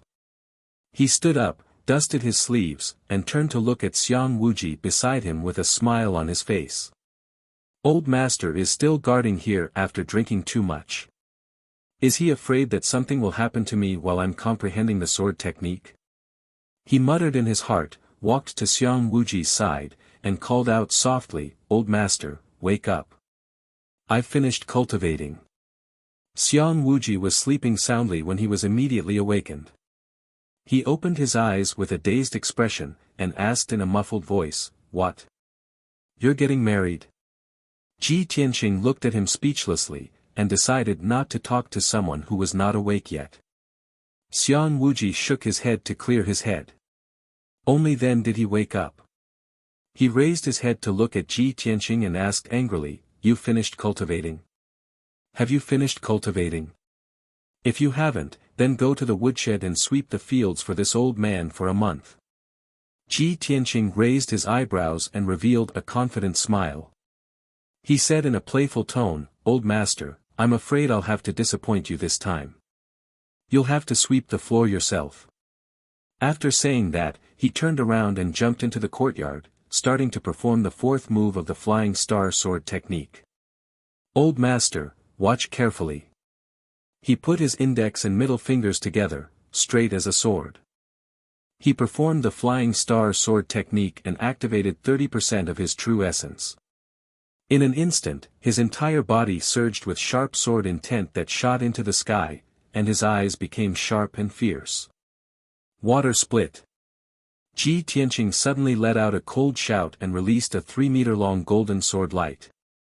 With the power to split the sky and earth, it fiercely slashed at the woodshed in the corner of the courtyard. Boom! With a muffled sound, the woodshed made of limestone bricks was instantly split into two halves by the huge sword aura. The entire woodshed was split in the middle, but it did not collapse. All that was left was a deep trench in the ground. The bricks and tiles on both sides of the trench were undamaged. There was not even a crack. To an Origin Core stage practitioner, it wasn't a difficult thing to destroy the woodshed with a single sword strike. However, to split the woodshed in half like Ji Tianqing did, without damaging the other bricks and tiles, was far too difficult. Only when one's control of true essence had reached a certain level could one do it. Xiang Wuji immediately sobered up. He stared at the trench in the woodshed, his eyes filled with shock. He did not speak. He did not praise Ji Tianqing, nor did he mock him. Ji Tianqing used 30% of his energy again and continued to perform the fifth move of the flying star sword technique. Fifth move, shatter the mountains and rivers. He slowly raised his palms as golden and crimson red flames surged out of his body and shot into the sky, erupting with peerlessly violent and fierce sword intent. In the next moment, his body flashed back and forth in the yard. He waved his palms, releasing golden and crimson sword aura that covered the sky. Swoosh, swoosh, swoosh. Hundreds and thousands of powerful sword rays immediately filled the entire courtyard. Seeing this, Xiang Wuji frowned. He waved his palms, releasing a ray of yellow light that turned into a giant shield that covered the entire yard. Almost at the same time, Ji Tianqing released thousands of sword auras. They exploded with their strongest power. Boom! Amidst the deafening noise, the courtyard with a radius of 30 meters was filled with golden and red light, turning it into a chaotic mess. The powerful and violent sword aura shattered the stone floor, 2 large trees, and a few stone benches in the courtyard, turning them into scorched earth and ruins. After a long while, the muffled sound finally dissipated. The shaking ground finally calmed down. As the true essence disappeared, Ji Tianqing's figure appeared. He stood proudly in the middle of the yard. A satisfied smile flashed across his eyes. At this time, Xiang Wuji waved his hand and removed the shield that enveloped the yard. He shouted angrily, "Little bastard! Do you want to tear down this old man's yard?" As he scolded, he rushed into the yard with quick steps. He picked up several branches that were pitch black like charcoal from the shattered ground. He revealed a pained expression and pretended to be furious as he glared at Ji Tianqing. He shouted, "This old man's azure spirit tree couldn't escape your fiendish clutches in the end. It was utterly destroyed by you, punk." Back then, when Ji Tianqing came to the Grand Peace Palace to sweep the floor for the first time, the little black dragon created a tornado, blowing off the leaves of several azure spirit trees. Now that several months had passed, the azure spirit trees grew lush branches and leaves again with much difficulty. In the end, Ji Tianqing unleashed a shatter the mountains and rivers, directly burning the few azure spirit trees into charcoal. Seeing Xiang Wuji's sorrowful and indignant appearance, Ji Tianqing squeezed out a hint of a slightly awkward smile. "Ah. Old man, this was purely a mistake. I just slipped up." "Pooh. Slip up my ass."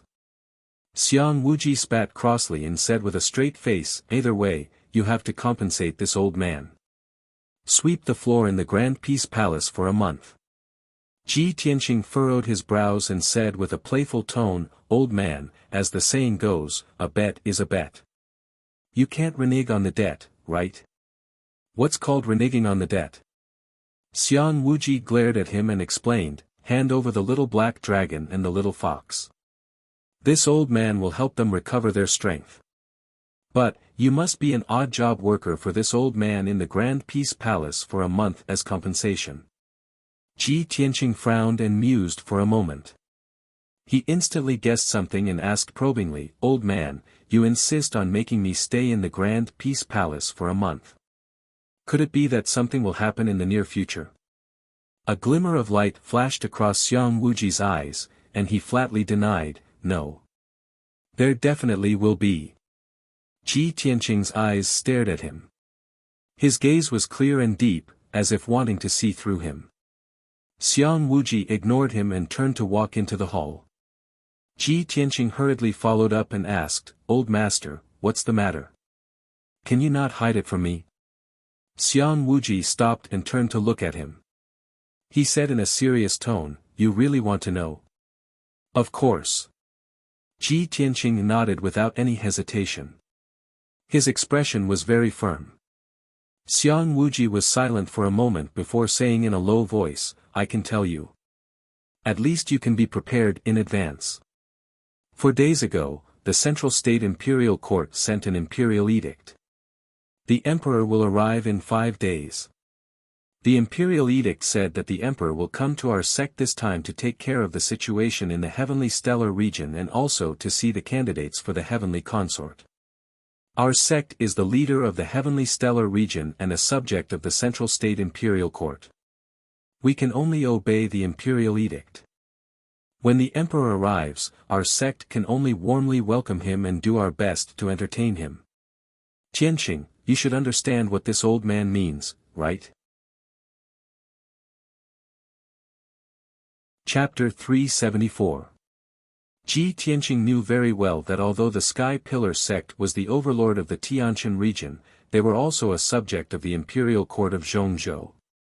The emperor was ordered to come to the Sky Pillar sect and was the most distinguished guest. The Sky Pillar sect could only do their best to entertain and take care of him. The emperor came to the Tianshan region this time not only to preside over the overall situation, but also to see the heavenly consort candidate, Yun Yao. The Sky Pillar sect could not disobey the imperial court's orders and had to let Yun Yao be examined and chosen by the emperor. However, everyone in the Sky Pillar sect knew that Ji Tianqing and Yun Yao were a pair and were a good couple. The emperor coming to choose the heavenly consort was equivalent to snatching Yun Yao from him. Xiang Wuji cared about his feelings and was afraid that he would not be able to hold back his impulse, so he wanted to keep him in the Graden Palace for a month.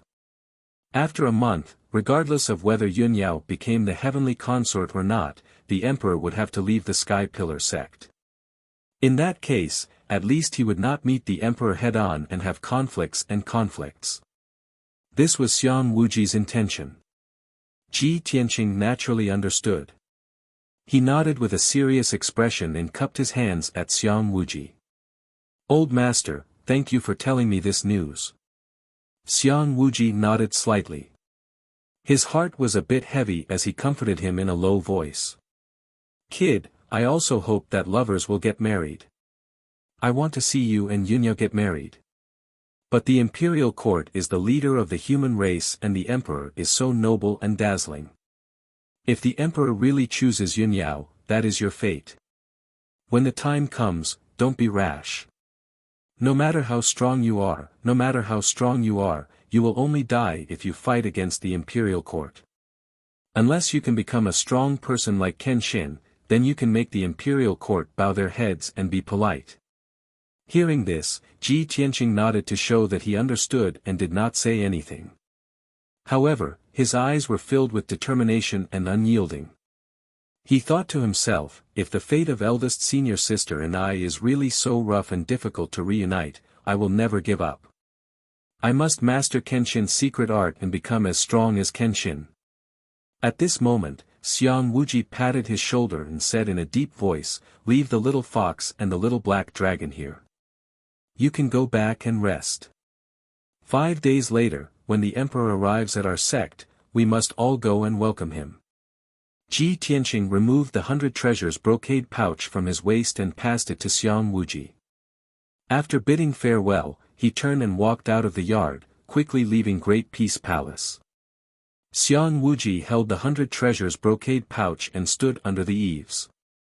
He couldn't help but shake his head and sigh heavily.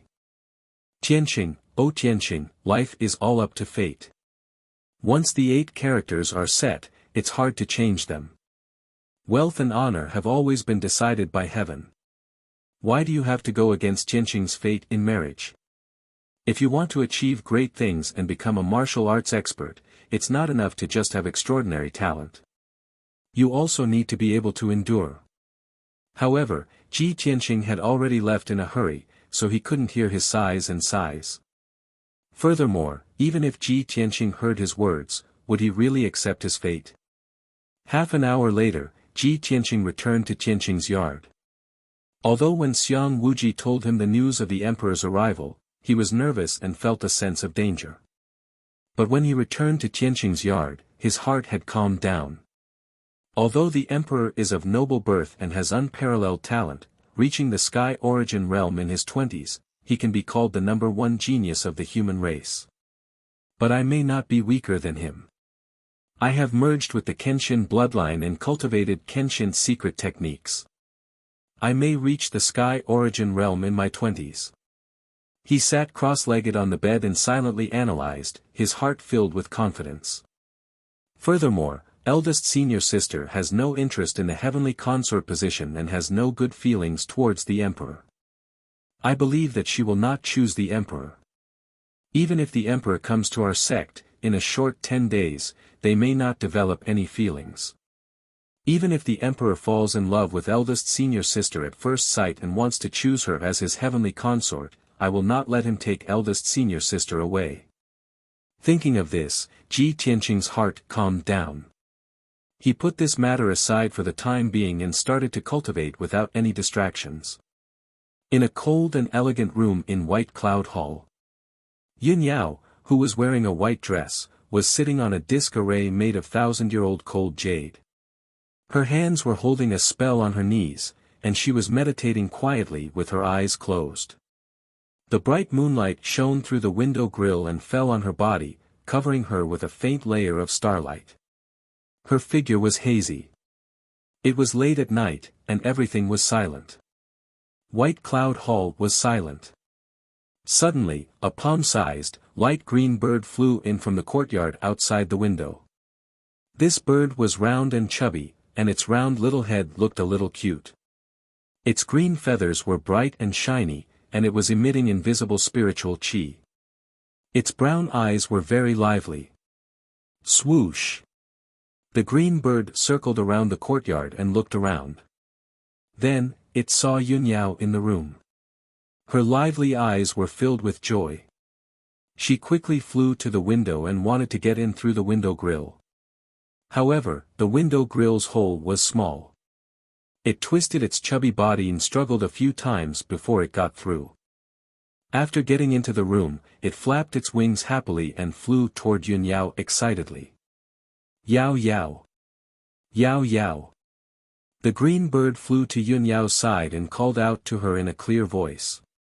Its voice was like a 10-year-old girl's, and its tone was cheerful and affectionate.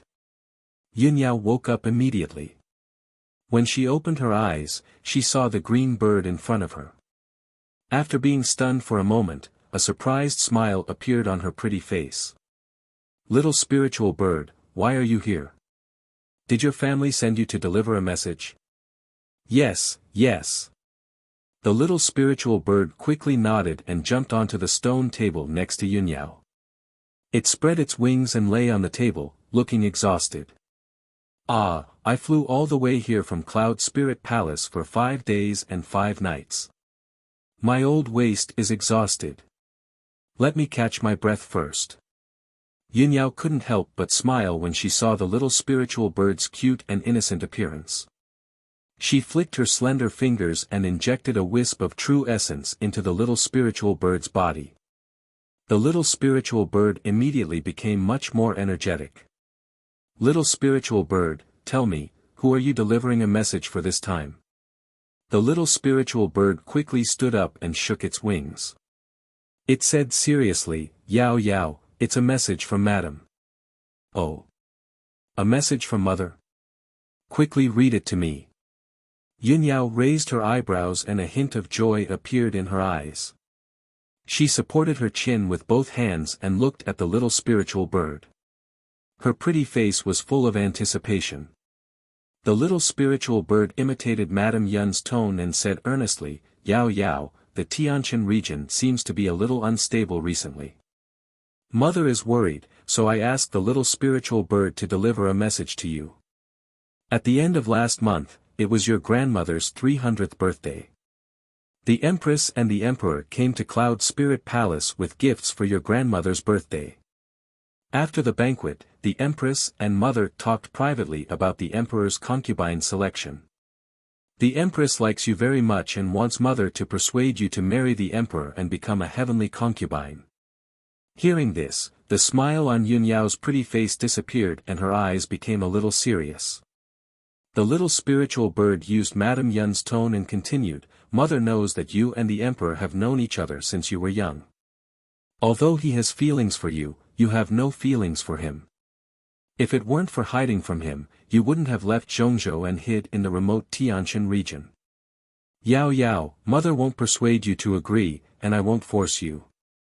You are the eldest daughter of the Yun family and will inherit the position of Cloud Spirit Palace Master in the future.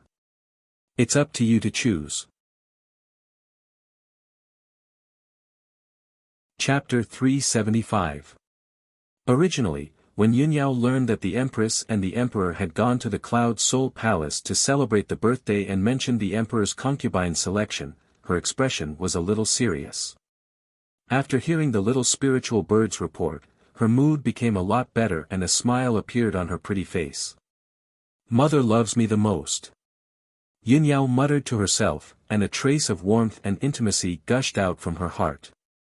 After the little spiritual bird passed on Madame Yun's message, it stared at Yun Yao. It tilted its round little head and asked, Yao Yao, do you have any words for Madame? Yes, of course. Yun Yao smiled and nodded. Then, she said in a calm and gentle tone, Mother, I'm doing well in the Tianjin region. You and Father don't have to worry about me. In a few days, the Emperor will come to the Tianjin region. If he continues to pester me, I'll explain it to him and let him give up on this idea. After leaving the Cloud Soul Palace, I've been wandering in the Tianjin region for many years. I've gained a lot of experience and my strength has increased a lot. I won't be returning to the Cloud Soul Palace for a while. If I run into trouble that I can't solve, I'll send a message to Mother and Father for help. Mother, you don't have to worry. Mother, send my regards to Father. You two take care of yourselves. After speaking, she reached out and patted the little spiritual bird's head. She smiled and said, All right, I've finished speaking. Little spiritual bird, you should go back and report. The little spiritual bird nodded and said reluctantly, Yao Yao, then I'll go back to the Cloud Soul Palace. You have to come back soon too. Yes, go on. Yunyao replied and waved her hand to signal it to go back. The little spiritual bird flapped its wings and turned into a green spiritual light. It flew out of the window with a whoosh. Yunyao watched the little spiritual bird disappear into the night. She looked at the moonlight outside the window and thought calmly. After a while, she looked away. Her eyes and mood became as calm as water. She continued to meditate and cultivate. In the Tianjian sect, at the top of the Golden Jade Peak. Ever since the Divine Sword Peak had been destroyed by Chu Tiansheng, the Golden Jade Peak, where the spiritual medicine hall had been located, had become the main peak of the Tianjian sect. The Tianjian sect master and many elders and deacons built several new palaces on the Golden Jade Peak to serve as residences and halls for handling sect affairs. In a dimly lit secret room in the newly built Divine Sword Palace, the head of the Tianjian sect was sitting on a large chair made of fire jade. His expression was grave as he pondered. In the middle of the secret chamber in front of him stood two people. They were his right-hand men, Daoist Tianji and guest elder Huangfu. Honorable guest Huangfu reported solemnly, "Sect master, after 20 days of hard work, our disciples and servants have restored half of the Divine Sword Peak." The Tianjian sect master listened to his report with a calm expression and a gloomy look in his eyes. Ever since he had been injured by Chu Tiansheng, he had gone into seclusion to recuperate for more than half a month. Since then, his temperament and character had become increasingly gloomy. It was obvious that deep hatred and resentment were hidden in his heart. In the past, he was like an unsheathed treasured sword with a sharp and domineering aura. But now, he was like a gloomy and vicious viper, curled up in a cold corner. If he had the chance, he would attack fiercely. A moment later, after Honorable Guest Elder Huangfu finished his report, the Tianjian sect master nodded slightly and said in a low and hoarse voice, "Pass down the order. Let everyone continue to work hard and restore the Divine Sword Peak as soon as possible."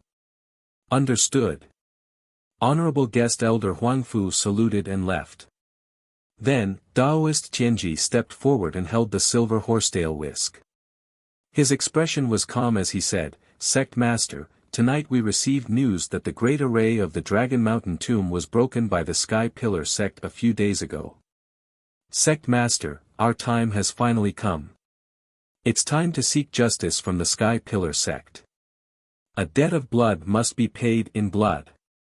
Daoist Tianji's emotions and tone revealed deep hatred and passion. It could invisibly stir up the blood of the crowd. The Tianjian sect master frowned. His eyes flashed with a cold light and surged with killing intent. However, he shook his head and said in a low voice, "Our revenge will be taken sooner or later. The Sky Pillar sect will definitely be destroyed by our sect. But now is not the time. We must endure. The Emperor of the Middle State Imperial Court will soon arrive at the Tianshan region. The Emperor has ordered the Emperor to come to the Tianshan region to preside over the situation. Let's wait and see if the Emperor can bring justice to our sect. If the Imperial Court wants to protect the Sky Pillar sect, we can only attack them after the Emperor leaves the Tianshan region." Daoist Tianji frowned. He was somewhat disappointed and disdainful. "Stupid and cowardly fellow. Your lair has been destroyed, but you can still endure and wait for others to help you seek justice. What can a cowardly piece of trash like you do when you watch a great opportunity slip away? What can you accomplish?" Although he thought this in his heart, he didn't show it on his face. He cupped his hands and bowed to the Tianjian sect master. He said seriously, "Sect master is right. This is the safest way." After he finished speaking, he bowed to the Tianjian sect master and left the secret room. The next morning, Ji Tianqing finished his cultivation and walked out of his room. The sun had just risen, and the mountain peak was still filled with a thin mist. There was still sparkling dew between the branches and leaves of the roadside flowers. He walked out of the Tianqing courtyard, breathed in the fresh air, and walked around the mountain peak. When he walked to the inner sect square, he saw several odd job disciples in gray linen clothes cleaning the square and putting up colorful paper and lanterns. The odd job disciples were whispering to each other as they worked. Ji Tianqing was far away from them, but his hearing was excellent, so he naturally heard them clearly. A skinny odd job disciple was whispering to the others, "You guys work faster. Don't make any mistakes. This time, a great benefactor is coming." Another odd job disciple, who was younger and only in his teens, asked curiously, "Senior brother, isn't our sect the #1 sect in the Tianqin domain? What kind of benefactor is more noble than our sect?" "Humph. You don't understand, do you?" The skinny disciple said proudly, "I heard from the deacons in the sect that a big shot from the imperial court will be coming to our sect soon. It is said that the benefactor is called the Son of Heaven. Even our sect master and elders have to bow to him when they see him." Hearing what he said, the other odd job workers all had shocked expressions on their faces as they let out cries of surprise. "The Son of Heaven? Is it the crown prince of the imperial court? Even our sect master and elders have to bow to him. Isn't the identity of the Son of Heaven too noble? Where is the imperial court? Why have I never heard of it? Is our sect also under the jurisdiction of the imperial court?" The thin odd job disciple was too lazy to explain too much. He lowered his voice and said, "You won't understand even if I tell you these things. Don't ask so much. Anyway, just follow me and finish the work that the deacons have given you. In the next few days, we not only have to clean up the inner sect palace, but also decorate it with lanterns and decorations." Chapter 376. Ji Tianqing frowned when he heard the discussion of the few janitor disciples. He thought for a moment before remembering that there were still 4 days before the Son of Heaven would arrive at the Sky Pillar sect. When he thought up to here, he lost interest in taking a stroll and turned around to return to the Tianqing courtyard. The Sky Pillar sect was busy decorating with lanterns and decorations. These things were arranged by the elders and deacons, and the janitor disciples completed them. It didn't have much to do with him. He couldn't be bothered to pay attention to these trivial matters. After returning to the Tianqing courtyard, he asked the maidservant, Xiao Shuang, to close the door and wouldn't receive any guests for the next few days. He said a few words to the maidservant, Xiao Shuang, then entered the secret room to circulate his cultivation. After refining the heavenly star pearl and fusing with the Kenshin bloodline, his strength skyrocketed to the 3rd level of the origin core stage. It could be said to be a leap in improvement. On the path of the martial Tao, if one wanted to become a true expert, then one must have a solid foundation and gradually increase one's strength. He must cultivate calmly for a period of time to stabilize his martial Tao foundation and properly consolidate his strength and cultivation. In the next 3 days, the Sky Pillar sect's disciples and janitor disciples were busy. In a short 3 days, the enormous sect became completely new, and there were lanterns and decorations everywhere. The 9 mountain peaks, over 1,000 palaces, and courtyards were cleaned until they were clean and spotless. The thousands of janitor disciples and janitor disciples were filled with excitement as they passionately discussed the Son of Heaven's imminent arrival. Many people had never heard of the Central State Imperial Court, nor did they know who the Imperial Monarch and the Son of Heaven were. Everyone only knew that the person who came to the Sky Pillar sect this time was a great figure with a supreme status, and he could collapse the Skystar region with a stomp of his feet. The warm and jubilant atmosphere lasted for an entire 3 days. On the evening of the 3rd day, group after group of experts arrived at the Sky Pillar sect's entrance. The guards guarding the entrance immediately recognized these experts. These experts were the sect leaders and chief disciples of the other 7 great sections. The Tianjin sect's sect leader and guest elder Huangfu, Granny Shuiyu, Feng Min, sect leader Yan, Wu Yu, and the others had all entered the Sky Pillar sect. The sect leaders of the various sects brought their chief disciples to the Sky Pillar sect, so they naturally had to welcome and pay respects to the Son of Heaven. The Sky Pillar sect had made the corresponding arrangements long ago, and arranged a few courtyards in the outer court for the sect leaders and disciples of the 7 sects to temporarily stay. After one night, a new day arrived. Today was the day that the Son of Heaven would arrive at the sky-bearing sect. Everyone in the sect was filled with curiosity and anticipation. They got up early in the morning to wait. Ji Tianqing also ended his closed-door cultivation. He walked out of the secret room and left the Tianqing courtyard. Half an hour later, he ascended the peak of Heaven Upholding Peak and arrived at the square outside Heaven Upholding Hall. At this time, dozens of people had already gathered in the square in front of the hall. They were standing in the square and chatting with each other. The person standing at the front was naturally Chu Tianqing. Behind him stood a row of experts. They were the leaders of the 7 major sections. Further back in the third row were the chief disciples of the various sections. Yun Yao was among them. The fourth row had the most people. There were more than a dozen people. 9 of them were elders of the Sky Pillar sect, and the others were elders of the various sections. Everyone was dressed neatly and stood in the middle of the field with solemn expressions. They looked at the sky in front of them, waiting for the arrival of the emperor. When Ji Tianqing arrived at the square, he immediately attracted everyone's attention. The gazes of the various sect leaders and chief disciples all looked at him in unison and converged on him. The few sect leaders were all heavenly origin stage experts, so they were naturally able to discern with a glance that Ji Tianqing's strength had already reached the 3rd level of the origin core stage.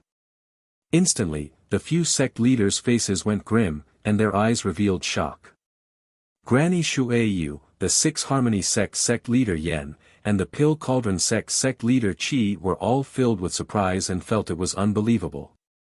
Besides being filled with shock, the 3 sect leaders of the True Martial sect, Wind Fire sect, and Thousand Autumns sect were also filled with dense jealousy. The Tianjian sect leader's mood was the worst. His chest was filled with rage, and his gaze that was gloomy like ice stared at Ji Tianqing. If looks could kill, Ji Tianqing would have been cut into pieces by his gaze. No one was able to believe that in a short period of a month, Ji Tianqing had actually broken through to the origin core stage and even reached the 3rd level of the origin core stage. This was simply an unbelievable miracle. When they saw another genius that was as outstanding as Yun Yao had appeared in the Sky Pillar sect, all the sect leaders felt an enormous pressure. Especially the Tianjian sect leader, he even secretly swore in his heart that he would definitely destroy the Sky Pillar sect as soon as possible. He would absolutely not give the Sky Pillar sect a chance to continue developing and strengthening, and he would not sit idly by and watch Ji Tianqing, this hidden danger, become a powerhouse. At that time, he would seek revenge from Ji Tianqing. Ji Tianqing walked into the square with a calm expression and stood still beside Yun Yao. Both he and Yun Yao didn't open their mouths to speak. The two of them glanced at each other and saw the deep meaning in each other's eyes. After a brief exchange of glances, the two of them looked ahead calmly and silently waited. The chief disciples of the various sects all noticed Ji Tianqing's abnormality, and they felt that he seemed to have changed into a different person, so they secretly sized him up and observed him. Time silently flowed by, and an hour quickly passed by. The morning sun gradually rose into the sky and sprinkled light golden sunlight onto the square before the hall. Right at this moment, a dragon's roar that shook the 9 heavens suddenly sounded out in the sky before Crimson Sky Peak. Roar! An incomparably huge golden figure, draped in light golden sunlight, galloped over from the distant sky like a golden stream of light. Everyone in the square immediately looked up at the sky in front of them with a solemn expression, and their gazes converged on the golden stream of light. Amidst the dazzling golden stream of light, there was an extremely majestic and mighty golden-scaled flood dragon with a body that was 1,000 meters long. The flood dragon had 2 huge dragon heads, and the antle-like dragon horns on its head shone with a brilliant golden light. Its 2 pairs of dark silver dragon eyes looked down at everyone in the square condescendingly, and its eyes revealed an aura of indifference to the common people. Although the golden-scaled flood dragon was still far away from everyone, its powerful dragon aura and sacred aura enveloped the entire Crimson Sky Peak, causing everyone to feel a strong sense of fear and awe in their hearts. Two people stood on the back of the double-headed flood dragon, and they were looking down at everyone in the square. Standing in front was a handsome young man in his early 20s. He wore an exquisite golden robe, a square dragon and phoenix golden crown on his head, a purple gold belt inlaid with jade, and a pair of wind cloud boots on his feet. His entire body was filled with an incomparable aura of nobility. His fair and handsome face was as clear as jade, and even faintly glowed with a jade-like crystalline luster. He had sword-like eyebrows, starry eyes, and a straight nose. His thin lips were tightly pursed, revealing a somewhat confident and indifferent temperament. A pair of clear eyes, as deep and vast as the sea of stars, flashed with quick-wittedness and wisdom. What a peerlessly handsome face, as if it was the work of a god. However, his figure was slightly thin and frail, and he did not have the burly body of an emperor, and the domineering aura of an emperor. Chapter 377. Although there was another person on the back of the double-headed dragon. It was a burly middle-aged man wearing golden armor. He was dressed like an imperial general. However, everyone in the square ignored the imperial general and focused their attention on the handsome young man. Everyone knew that the incomparably noble Son of Heaven had finally arrived at the Sky Pillar sect. The sect leaders and elders of the various sects were in awe, and their eyes were shining with excitement. The chief disciples of the various sects looked up at the Tianzi on the back of the golden dragon with deep reverence. Among the crowd, only two people's expressions remained unchanged. They were still calm and indifferent. These two people were Ji Tianqing and Yun Yao. Swoosh! The double-headed dragon flew above everyone's head, bringing with it a powerful gust of wind and invisible pressure. The trees around the square were swaying from the strong wind, and the robes of the people in the square were also fluttering. The dragon circled twice above the square before rolling its 1,000-meter-long dragon body into 3 circles and slowly landing on the square. Boom! The moment the 5 dragon claws landed on the ground, 5 large pits appeared on the granite floor. Dense cracks appeared all around, and the entire mountain peak began to tremble. Everyone's pupils constricted, and they were secretly shocked. They were even more in awe of the legendary imperial court and the Tianzi. Swoosh! Swoosh! The Tianzi was the first to jump off the dragon's back. His figure flashed and landed on the square. The imperial general also followed his footsteps and landed on the square. He stood silently 3 steps behind the Tianzi. The Tianzi raised his left hand and waved at the double-headed golden dragon. The double-headed golden dragon let out a low roar. Its body flickered with golden light, and its body immediately shrank rapidly. In the blink of an eye, the 1,000-meter-long golden dragon body shrank to the extreme and turned into a dark gold thumb ring with 2 dragons playing with a pearl. It was worn on the Tianzi's left thumb. Only then did the Tianzi retract his left hand. He put his hands behind his back and walked towards the crowd with majestic steps. He stood 10 steps away from Chu Tianqing and looked at the crowd calmly. His indifferent eyes only swept across Chu Tianqing, the sect leaders, and the chief disciples in the first 3 rows. As for the elders of the various sects, they were all ignored by him. Of course, when his eyes swept over Yun Yao, he paused for a moment, and a smile that no one noticed flashed in his eyes. At this moment, everyone bowed in unison, clasped their hands together and bowed to the emperor. We, the martial artists of the Tianjin region, welcome the emperor. Greetings to the benevolent Saint Emperor. The voices of the crowd converged into a torrent of sound waves, reverberating in the air above the square, filled with reverence. The emperor nodded slightly without any expression on his face. He raised his hands and said with a calm voice, "Everyone, please don't stand on ceremony. Rise."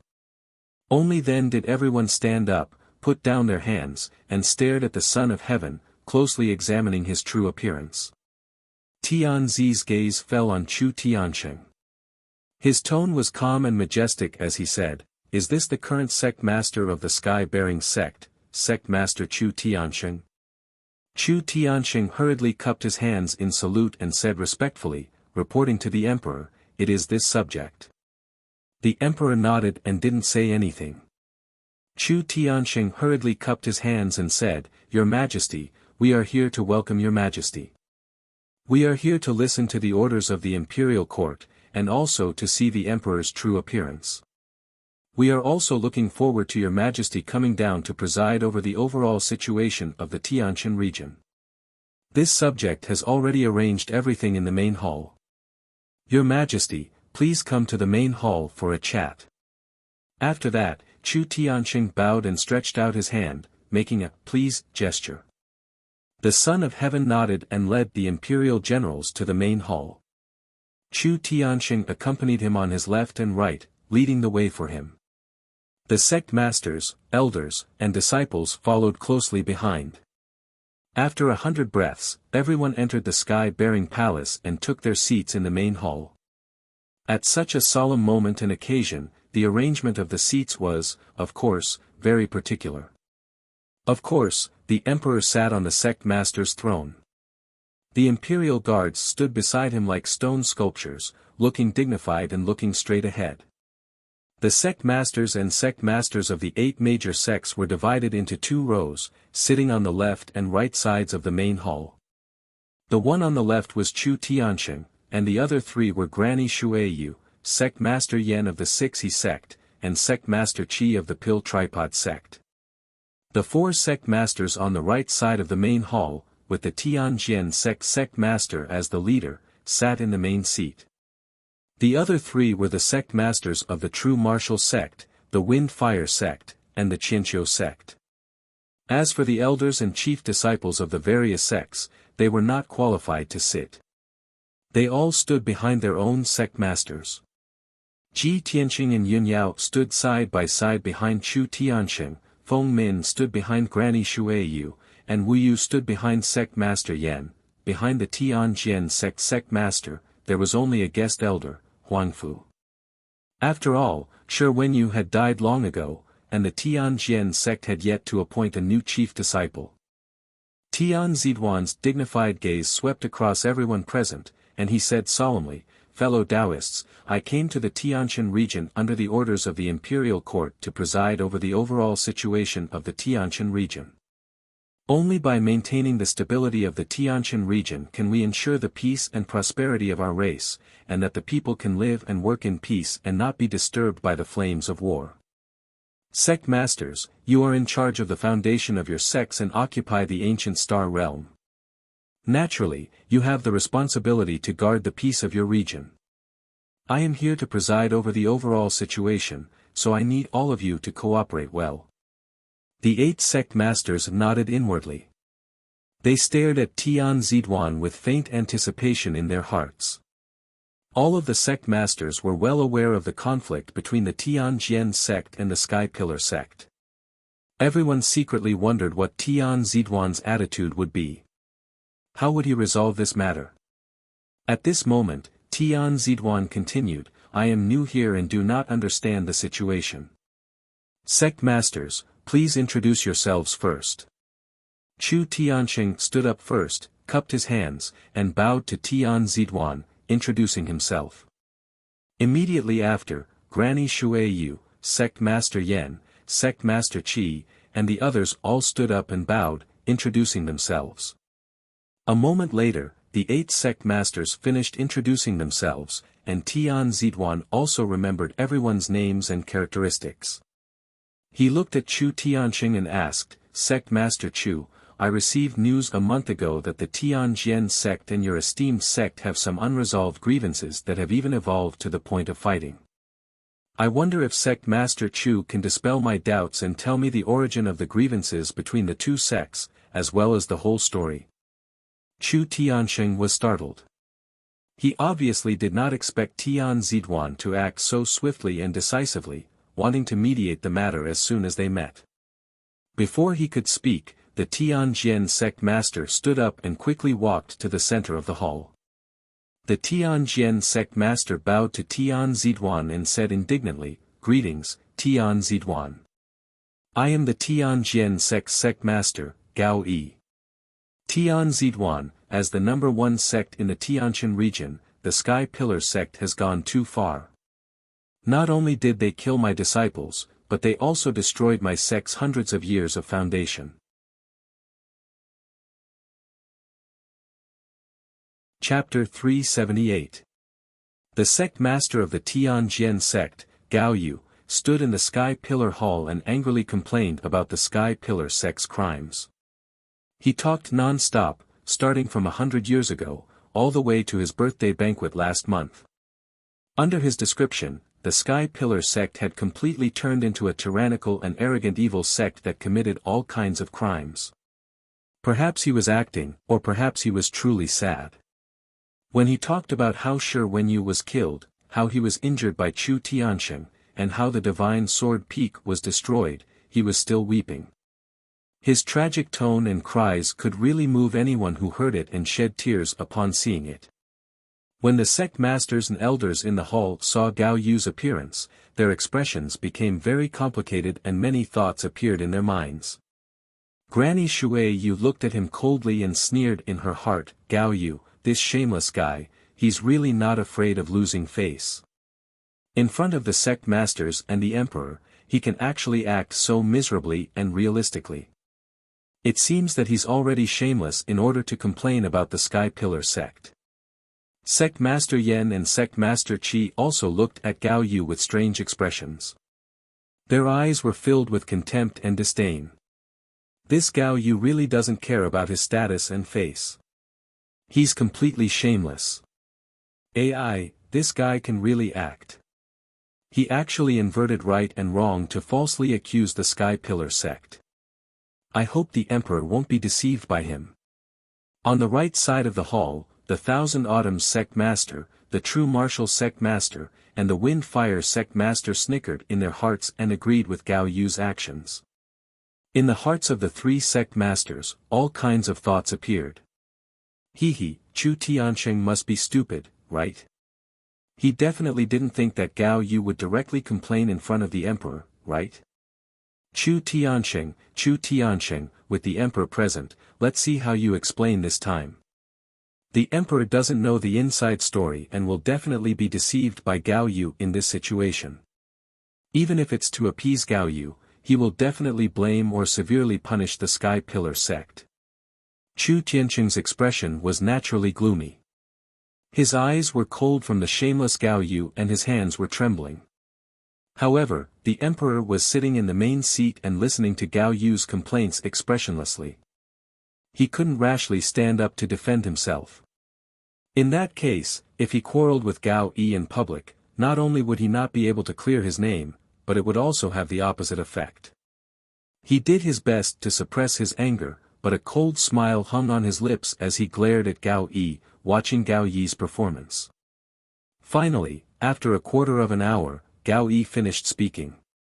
He waved his sleeves to wipe away the tears on his face, bowed deeply to the emperor, and begged, "Your Majesty, you must seek justice for me." The Thousand Autumns sect leader, the True Martial sect leader, and the Wind and Fire sect leader exchanged glances and hurriedly stood up to salute the emperor. They cupped their fists and said, "Your Majesty the Emperor, everything that sect leader Gao said just now is true. We are willing to testify for him." Tianzi had been silently listening to Gao Yi's words. There was no change in his expression on his handsome face. Seeing the three sect leaders step forward to testify for Gao Yi, an imperceptible light flashed in his eyes. He nodded lightly and said calmly, "Sect masters, please take your seats." Although sect leader Gao's experience makes one sigh, I am new here and am not clear about the grudges between the sects in the Tianjin region. This monarch cannot make any conclusions about this matter based on your one-sided statement. However, sect leader Gao, don't worry. I will investigate this matter as soon as possible and give you an answer. Tianzi's words and attitude were neutral. He wasn't deceived or influenced by Gao Yi at all. This made Gao Yi, the Thousand Autumns sect leader, and the others feel a little disappointed. However, they had already expected this result. They also guessed that Tianzi, as the #1 genius of the human race, was a wise person and wouldn't easily believe the words of others. However, Gao Yi put on a pitiful expression and took the initiative to complain to Tianzi. No matter what, this would create a preconceived notion in Tianzi's mind. The Sky Pillar sect was strong and domineering, while the Tianjian sect was weak and pitiful, being bullied by the Sky Pillar sect. Thus, Gao Yi's goal was achieved. Immediately after, Tianzi turned to look at Chu Tianxing and expressionlessly asked, "Sect Master Chu, do you have anything to say about what Sect Master Gao just said?" Chu Tianxing immediately stood up and walked to the center of the hall. He said in a deep voice, "Reporting to your Majesty, Tianzi, what Gao Yi said was nonsense." He inverted black and white, confusing right and wrong, since Gao Yi had shamelessly made a scene in front of everyone and slandered the Sky Pillar sect in front of everyone in the hall. Tianzi didn't dare to offend the Sky Pillar sect. Of course, Chu Tianxing wouldn't give the Tianjian sect any face. He mercilessly refuted Gao Yi's words and used extremely sharp words to denounce Gao Yi for being sinister and despicable. He refuted and explained everything that Gao Yi had said to Nye Tian.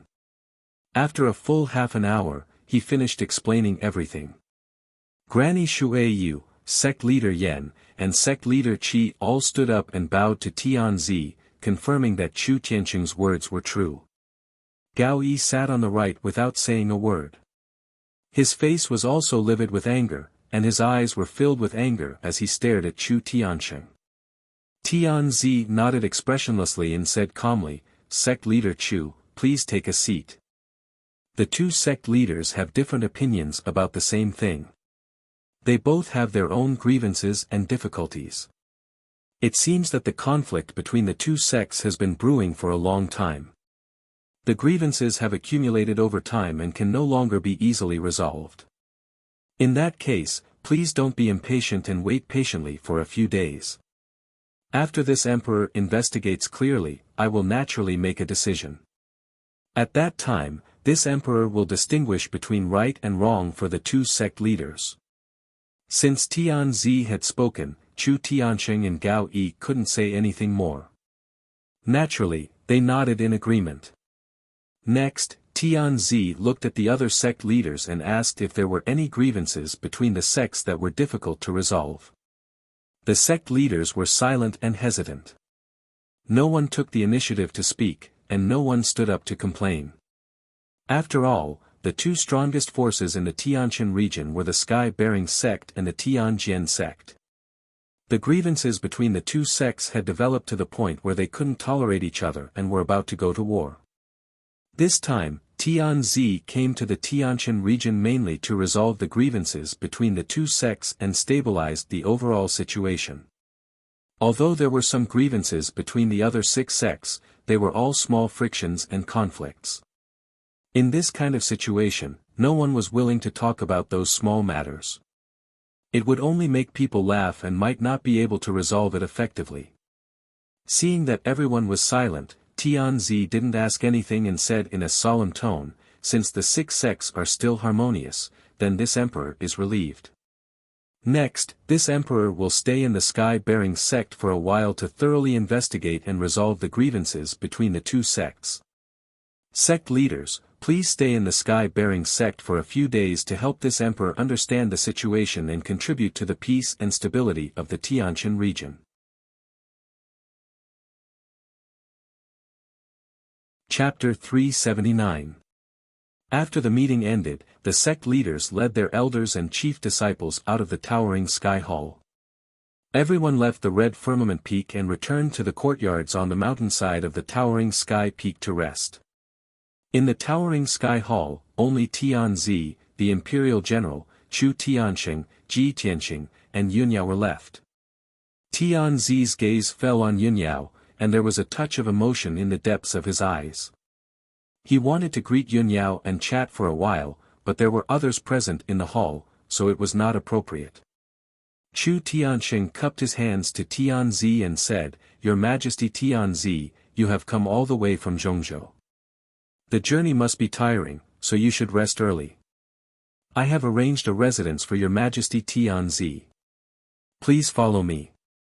Tianzi nodded and walked to the Sky River Palace behind the towering Sky Hall under Chu Tianxing's lead. After Chu Tianxing and Tianzi left, Ji Tianxing and Yunyao walked out of the hall side by side. The two stopped at the entrance of the hall and looked at each other, but did not say anything. After saying goodbye to each other, the two left the towering Sky Hall and returned to their respective residences. For the whole day, the towering Sky sect was very lively and noisy. Countless disciples were talking about Tianzi and the double-headed golden dragon. Countless disciples witnessed the scene of the double-headed golden dragon descending from the sky and were shocked. Some people also saw Tianzi's appearance and aura. They said that he was so handsome that he did not look like a mortal. His temperament was as noble as a god and they worshipped him. Some people also heard that Tianzi lived in the Sky River Palace on the Red Firmament Peak. If it were not for the fear of offending Tianzi, many disciples would have run outside the Sky River Palace to watch. For the whole day, Tianzi and the Imperial General stayed in the Sky River Palace and did not appear again. After Tianzi rested for half a day, he asked the Imperial General to find countless books and information. He quietly read the information and quickly understood the situation in the Tianshan region and the details of the 8 major sections. The people of the Heart Moon sect, Thousand Autumns sect, Six Unity sect, and other major sects stayed in their respective courtyards. The people of the various sects waited patiently for news and for Tianzi to summon them. Without the Son of Heaven's order, they didn't dare to leave the Sky Pillar sect. The day passed quickly. At night, the Sky Pillar sect was decorated with lanterns and colored banners. A grand banquet was held in the Sky Raising Palace to welcome the Son of Heaven who had come from afar. All the sect leaders, elders, and chief disciples were fortunate enough to attend the banquet. During the banquet, the Tianjian sect master Gao Yi changed from his miserable and distressed appearance during the day to repeatedly toast the emperor. He flattered the Son of Heaven without leaving a trace, praising the Son of Heaven as a peerless hero that was rarely seen in the world. Of course, with the Son of Heaven's status, power, and talent, he could indeed be called the #1 genius of the human race. Even in the entire Tianxian land, Tianzi was one of the top few absolute geniuses. He was the true pride of the heavens. Chu Tianxing and the other sect leaders were full of disdain for Gao Yi's actions. At the same time, on a mountain peak 25 kilometers east of the Sky Pillar sect, the bright moonlight shone on the mountain peak, covering it with a layer of hazy moonlight.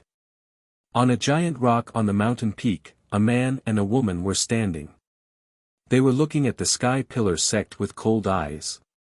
The woman was about 2 meters tall.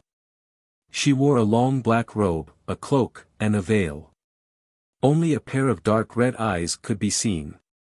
She was the Blood Moon Infanta. The middle-aged man standing next to her was also a demon. His body was frighteningly tall. He was more than 3 meters tall and had dark purple skin all over his body. This giant had a head full of long red hair and his entire body was covered with thick purple hair. He was not wearing any clothes and only had a black python apron wrapped around his waist. He was the Blood Moon Infanta's father, the leader of the Blood Demon tribe, the Blood Demon King. The father and daughter stood side by side and looked at the brightly lit Sky Pillar sect from afar. Cold murderous intentions surged in their eyes. Human worms of the Sky Pillar sect, it won't be long before this king turns all of you into ashes. The Blood Demon King drew back his lips and cursed with a cold tone. The Blood Moon Infanta nodded and asked in a deep voice, "Father, you have already studied the Sky Pillar sect's 9 dragon spirit vein map yesterday. Do you have any plans?" The Blood Demon King said in a cold tone, "Although I already know the 9 dragon spirit vein map like the back of my hand, the experts of various sects have gathered in the Sky Pillar sect. We can only continue to endure and cannot act rashly. I brought a soul crystal from the palace. This crystal was once one of the treasures of a certain sect in the Yong'an region. After I destroyed that sect, I kept this soul crystal until today. Now, it can finally be put to use. As he spoke, the Blood Demon King spread out his wide left hand. A silver crystal the size of an egg appeared in his palm. It flickered with a bright silver light. The Blood Moon Infanta stared at the soul crystal and said with a face full of curiosity, "Father, the high priest also mentioned the soul crystal and asked the Tianjian sect master to find a way to get one. It's a pity that the Tianjian sect master's disciple, Shi Wenyu, is too useless." Not only did he not get the soul crystal, but he was also heavily injured by Ji Tianqing and was on the verge of death. "Father, what are you going to do with this soul crystal?" The Blood Demon King drew back his lips and revealed a row of white fangs. He sneered and said, "Of course, I'm going to destroy the 9-dragon spirit vein in preparation for the birth of the Demon King. The soul crystal is the source of power for the Tianyuan array. It can also devour the power of the Tianyuan array and silently destroy the spirit vein array. Blood Moon, I'm going to sneak into the 9-dragon spirit vein array and use a secret technique to bury this soul crystal. The soul crystal will quietly devour the power of the 9-dragon spirit vein array and gradually destroy the structure of the spirit vein. After a month at most, the power of the 9-dragon spirit vein array will be so weak that it can no longer be maintained." The Blood Demon King sneered as he spoke of his plan. The Blood Moon Infanta nodded and praised, "Good. Father, you're going to sneak into the Sky Pillar sect alone. There are many Sky Prime experts in the Sky Pillar sect, so you must be careful." The Blood Demon King sneered in disdain, "There are only a few experts in the Sky Pillar sect that can match me. I also have the smoky umbrella, so how can I be discovered by them? What danger can there be? Blood Moon, you stay here and wait. I'll be back soon." After he finished speaking, he turned into a black mist and left the mountain peak, flying in the direction of the Sky Pillar sect. The Blood Moon Infanta stayed on the mountain peak and silently waited as she watched the black mist disappear into the night sky. After half an hour, the Blood Demon King arrived at the side of the Sky Pillar sect and arrived at the foot of the Jade Sword Peak. The invisible 9-dragon spirit vein array protected the entire Sky Pillar sect and also enveloped the Jade Sword Peak. The Blood Demon King took out the smoky umbrella and borrowed its power to quickly pass through the sect protecting array.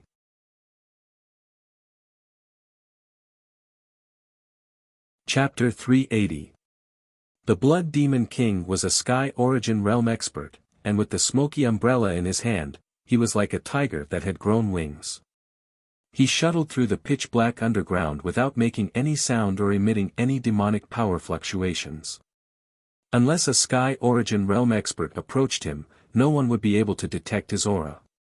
Although there were many Sky Origin Realm experts in the Sky-bearing sect, they were all attending the banquet in the Sky-bearing palace. No one would have thought that someone would take the opportunity to invade. 15 minutes later, the Blood Demon King dived into the depths of the underground and quietly used a demonic secret technique to place the Spirit Soul Crystal in the Spirit Vein array. The Spirit Soul Crystal was hidden very well and had fused with the array's aura.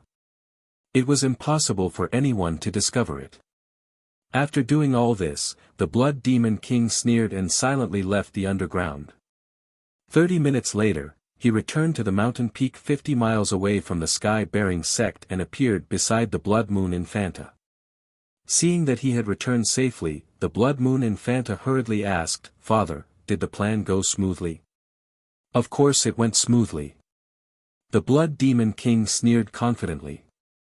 "I have already placed the Spirit Soul Crystal in the depths of the Spirit Vein array.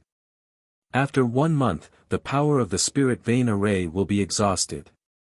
At that time, even if the people of the Sky-bearing sect discover the abnormality, it will be too late to remedy it. We can take the opportunity to destroy the seal and rescue the Demon King."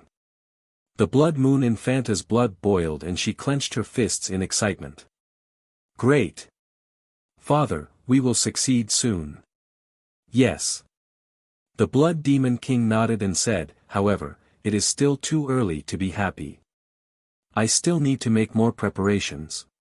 He warned the Blood Moon Infanta in a low voice, Blood Moon, for the next few days, stay nearby and secretly pay attention to the sky-bearing sect's movements.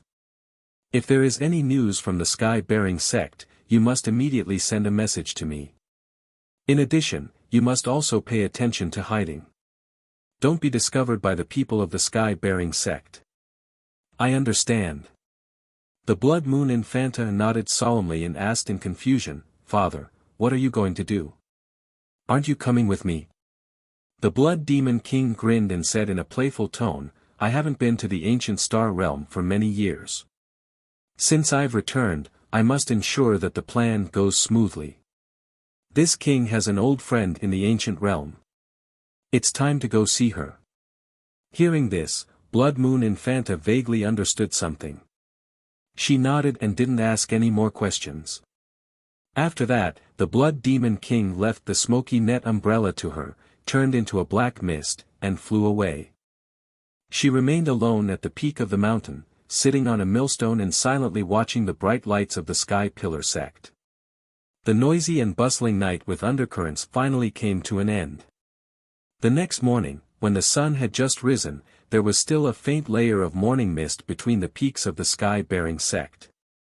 The jade ripple lake behind the heaven-upholding peak was also shrouded in a thin layer of mist, making it even more beautiful and mysterious than before.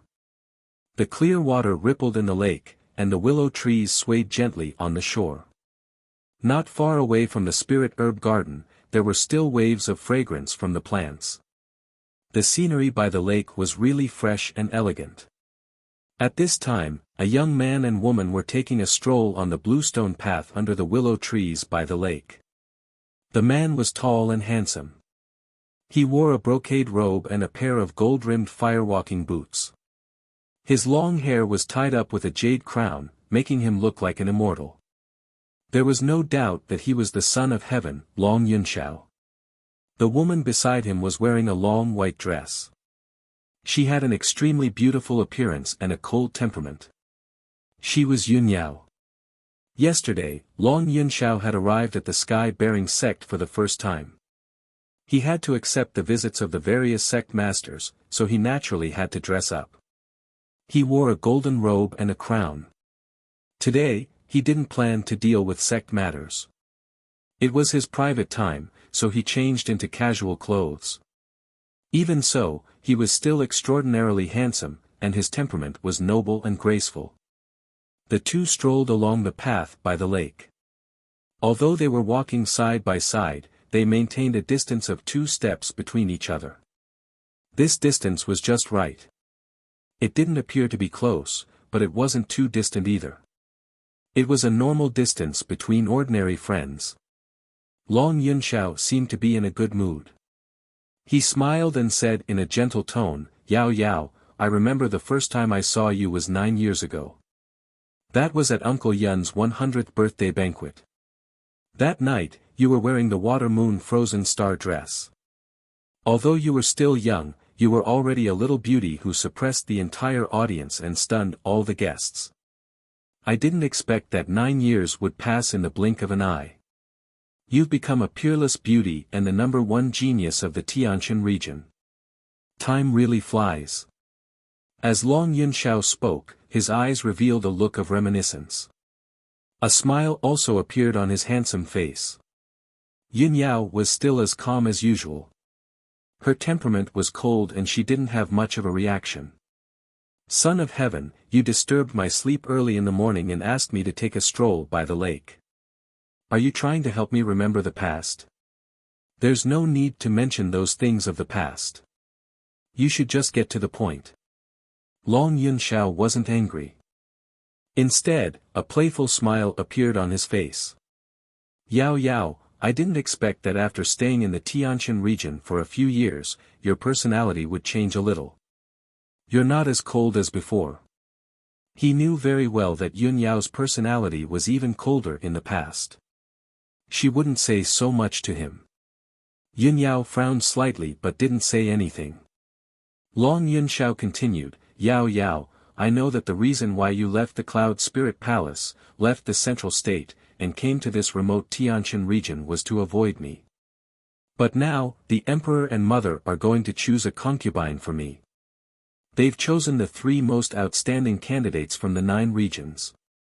Coincidentally, you're one of them.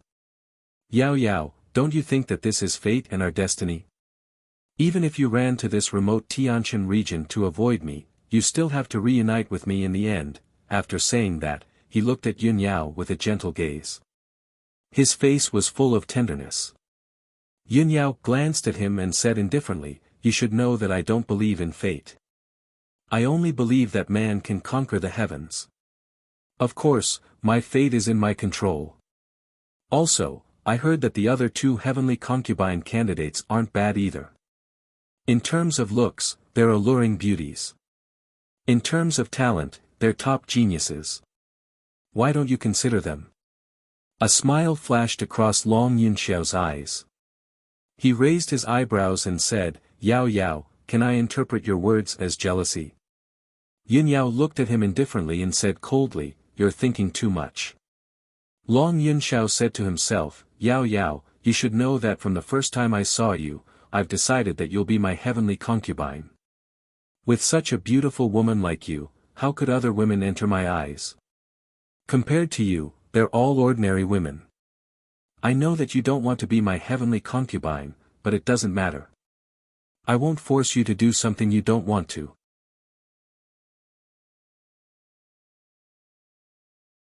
Chapter 381. Yun Yao wasn't surprised by Long Yunxiao's attitude. Long Yunxiao had said this a few years ago, and it hadn't changed until now.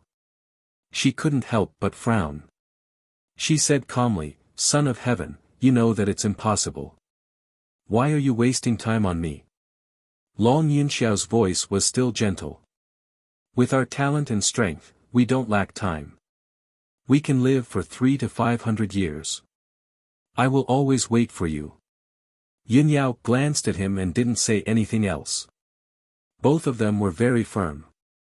It was impossible to change each other's minds with just a few words. Since that was the case, Yun Yao didn't want to continue talking about this with him.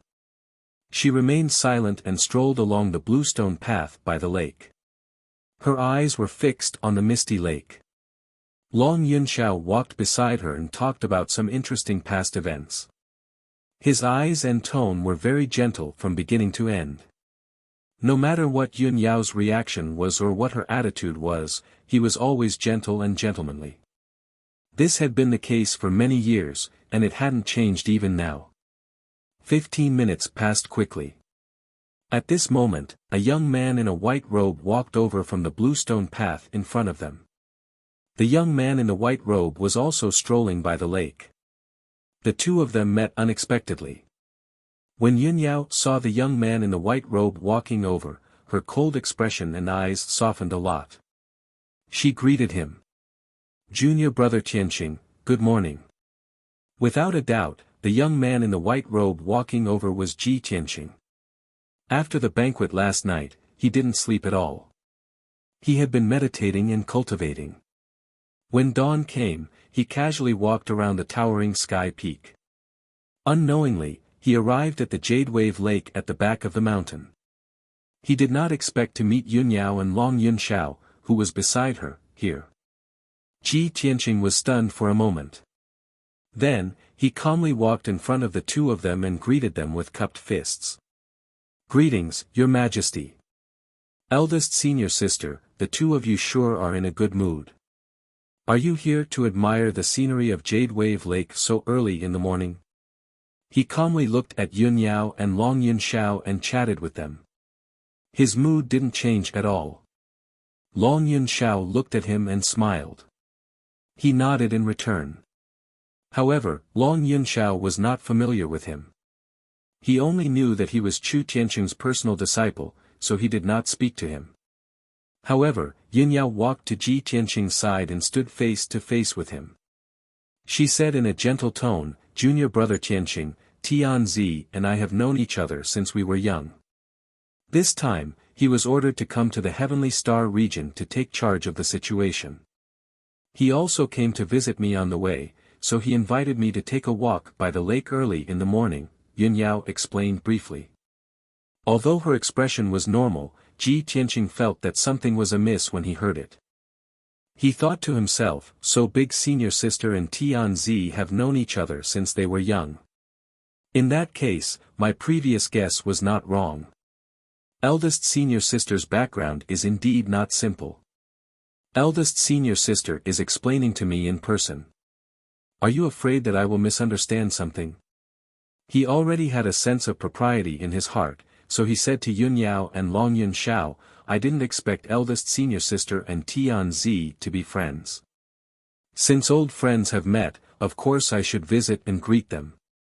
Long Yun Shao only cared about Yun Yao. Why would he care about what Ji Tianqing said or did? At this time, Yun Yao cupped her hands and bowed to Tianqing. She said apologetically, Tianzi, I'm sorry. I made an appointment with junior brother Tianqing to go to the Creek Mountain Flower Valley today. Please forgive Yun Yao for not being able to accompany you.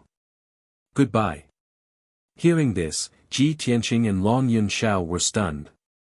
Ji Tianqing's expression didn't change, but he was secretly puzzled. Strange, when did I have an appointment with eldest senior sister? Why are we going to the Creek Mountain Flower Valley? However, he was quick-witted and immediately guessed Yun Yao's intention. Could it be that eldest senior sister deliberately said this to use this as an excuse to get rid of Tianzi? Thinking of this, he also cupped his hands and bowed to Long Yun Shao. He revealed an apologetic smile and said, Your Majesty, please excuse me. Long Yun Shao frowned slightly. He glanced at Ji Tianqing and then looked at Yun Yao. He vaguely guessed something in his heart. He secretly pondered in his heart, but his expression didn't change at all. He smiled and said, Yao Yao, I came all the way to the Tianshan region to meet you. I just chatted with you for a while, and you want to leave me here. Aren't you treating me as a friend? It just so happens that I also want to see the scenery of the Tianshan region. Yao Yao, shouldn't you be a good host and take me to see it? Ji Tianqing and Yun Yao didn't expect Long Yun Shao to be so persistent and insist on going with them. If it was an ordinary person, they would definitely be embarrassed to disturb their date and would have left long ago.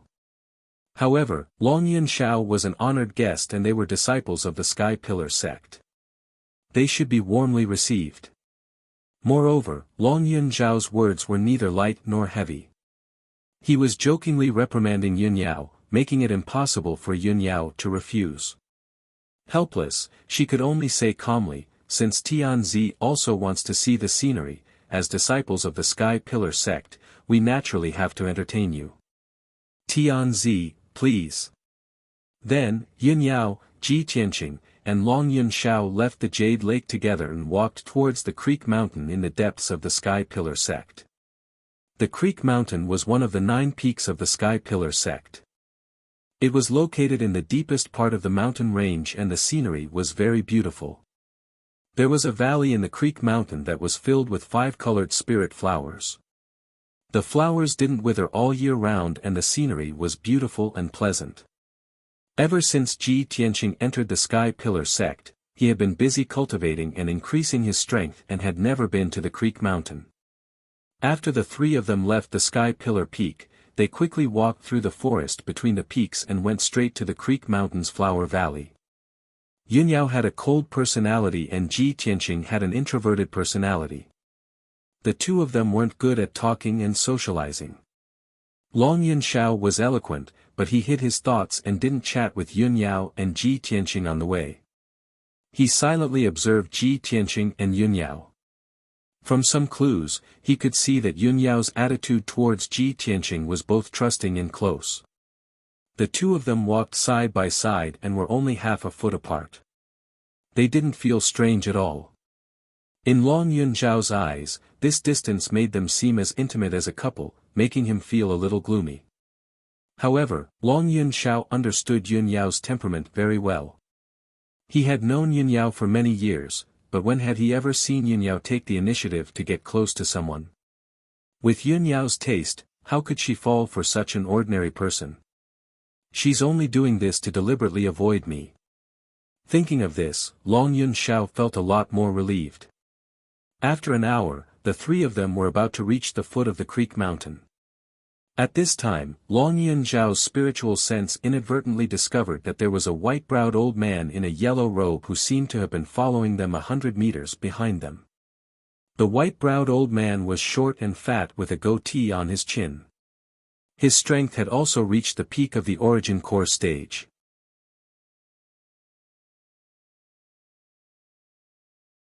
Chapter 382. Not long after, Ji Tianqing, Yunyao, and Long Yunxiao climbed up Shi Mountain. This was a mountain peak that was more than 3,000 meters tall. There was a huge rain-making spiritual formation on the mountain peak. The formation kept condensing thick clouds, and drizzling rain continued to fall, converging into a clear lake on the mountain peak. The lake water flowed down from the mountain peak, forming several streams on the hillside, and flowed to the valley halfway up the mountain.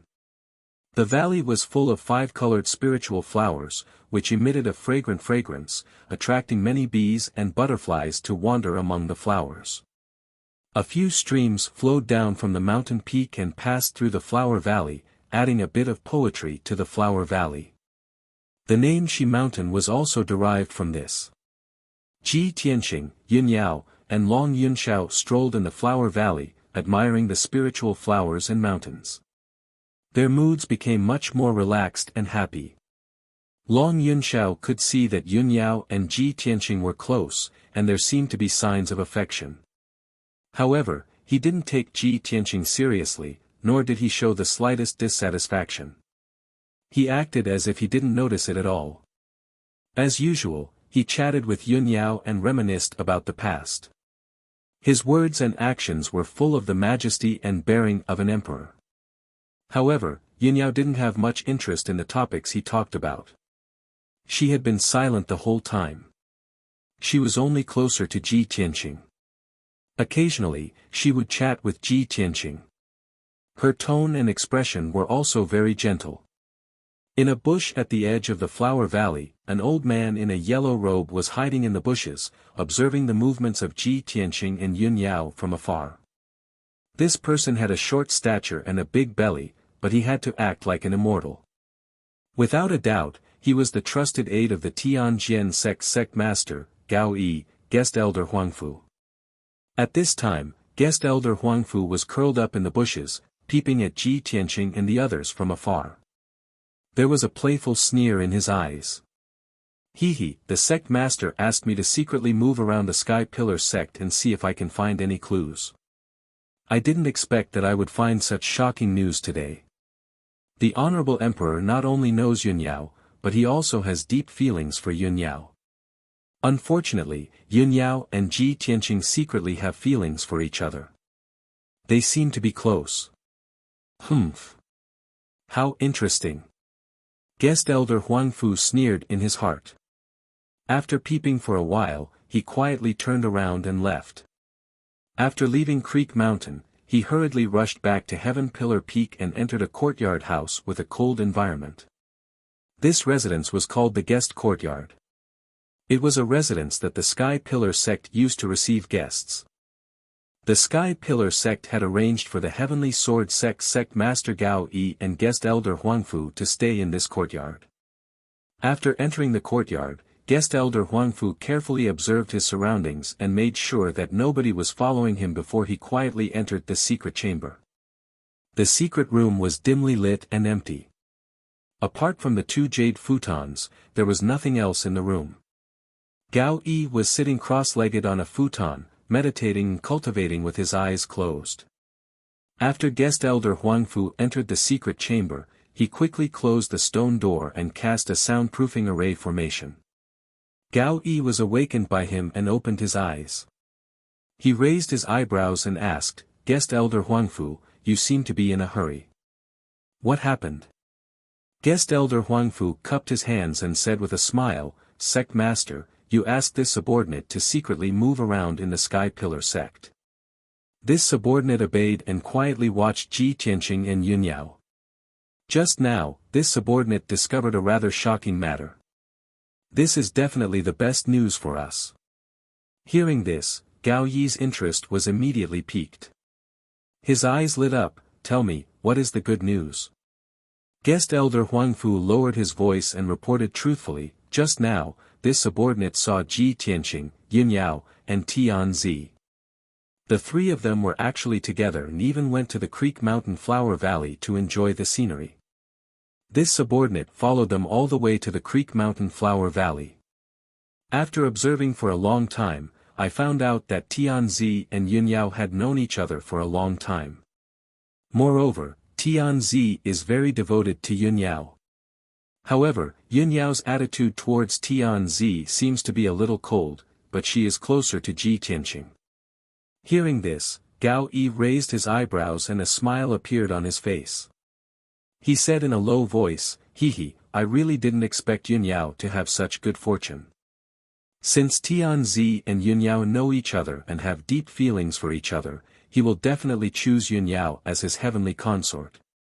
This is a great thing for the Tianshan region. In the future, the Tianshan region will be taken care of by the imperial court and will definitely become the most powerful region. We will also be able to obtain great benefits from this. However, that little bastard Ji Tianqing is too much of a hindrance. He is sandwiched in the middle to prevent Yun Yao and Tianzi from contacting each other. I'm afraid he will ruin this matter.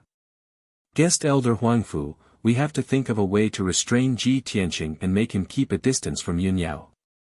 This way, Tianzi will have a chance to get close to Yun Yao." Guest Elder Huangfu frowned and thought for a moment.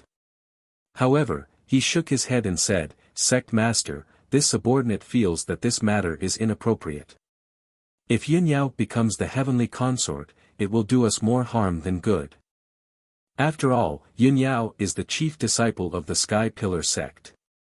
If she really becomes the heavenly consort, the Sky Pillar sect will have a backer and will definitely be taken care of by the imperial court. At that time, the Sky Pillar sect will be like a tiger that has grown wings, and its power will be even stronger. Not only will we not be able to deal with the Sky Pillar sect, but we will definitely be suppressed by them even more miserably." Gao Yi's brows immediately knitted together, and a gloomy cold light flashed in his eyes. After thinking for a moment, he nodded in agreement and said, "That's right. If Yun Yao really becomes the heavenly consort, it will definitely destroy our plan and make the Sky Pillar sect even more powerful. We can't provoke them." Guest Elder Huangfu frowned and thought for a moment before saying, "Sect Master, this subordinate feels that we might as well put the matter of the heavenly consort aside and ignore it.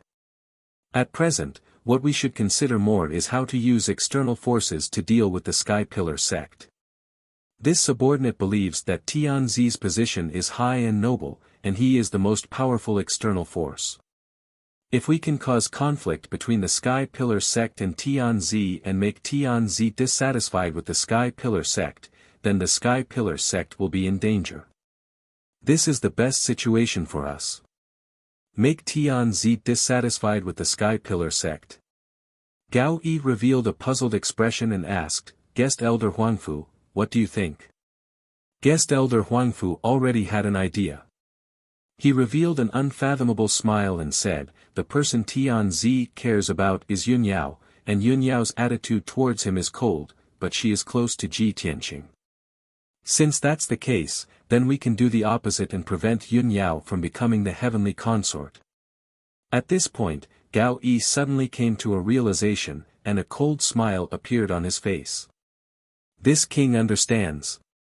Since Tianzi cares about Yun Yao, then we will think of a way to matchmake Ji Tianqing and Yun Yao together and let Ji Tianqing get Yun Yao. If Tianzi's heavenly consort is snatched away, he will definitely hate Ji Tianqing to the bone and vent his anger on the Sky Pillar sect.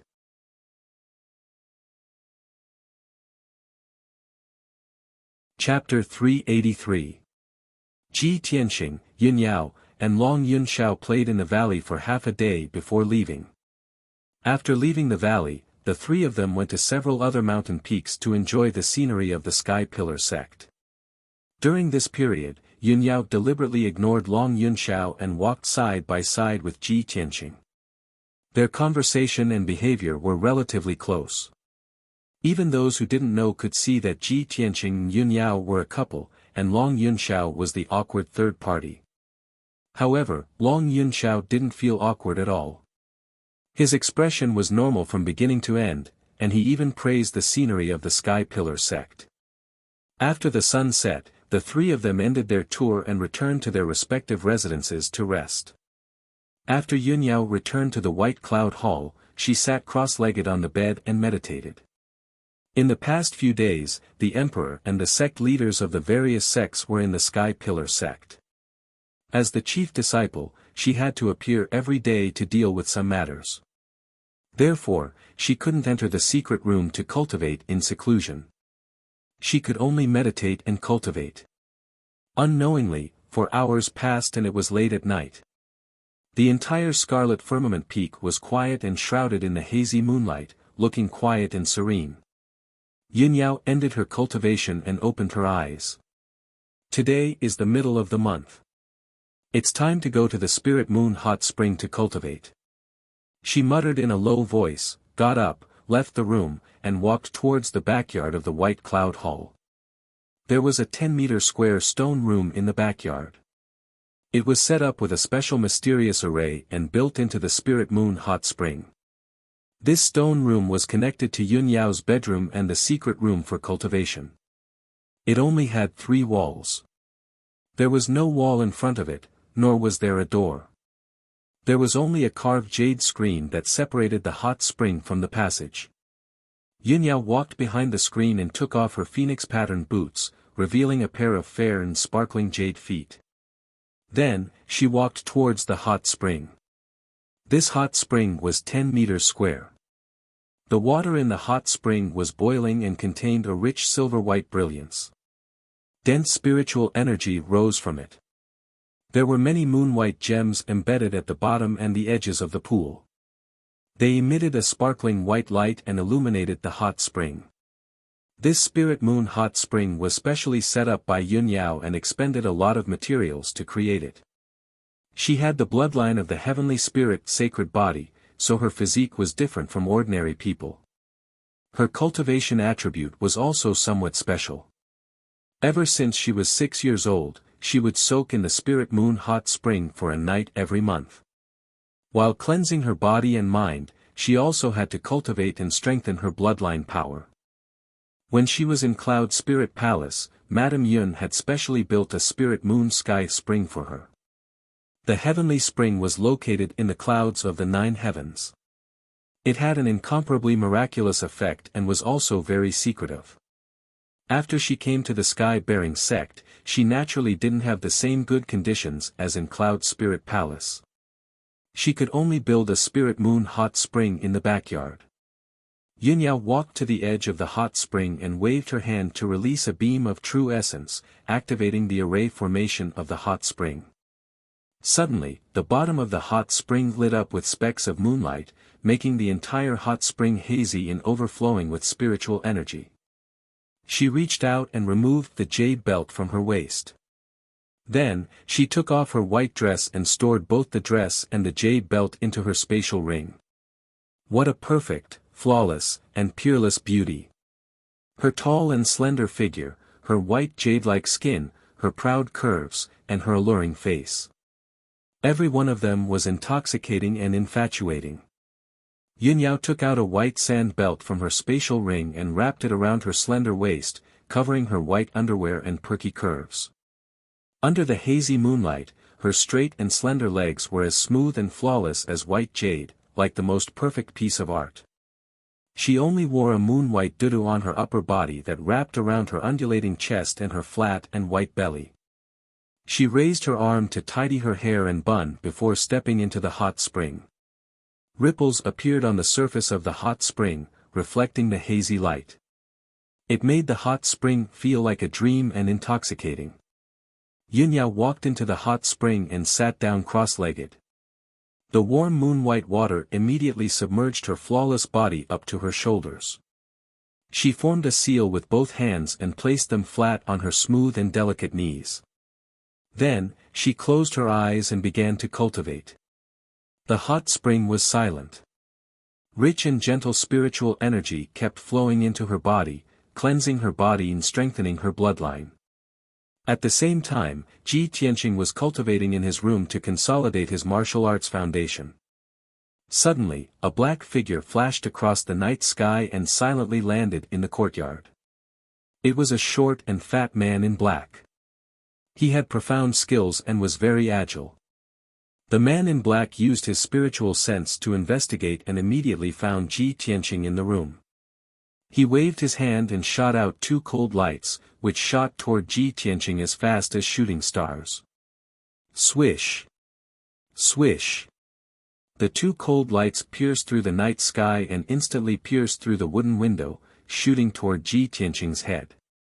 At the critical moment, Ji Tianqing was suddenly awakened and subconsciously tilted his head.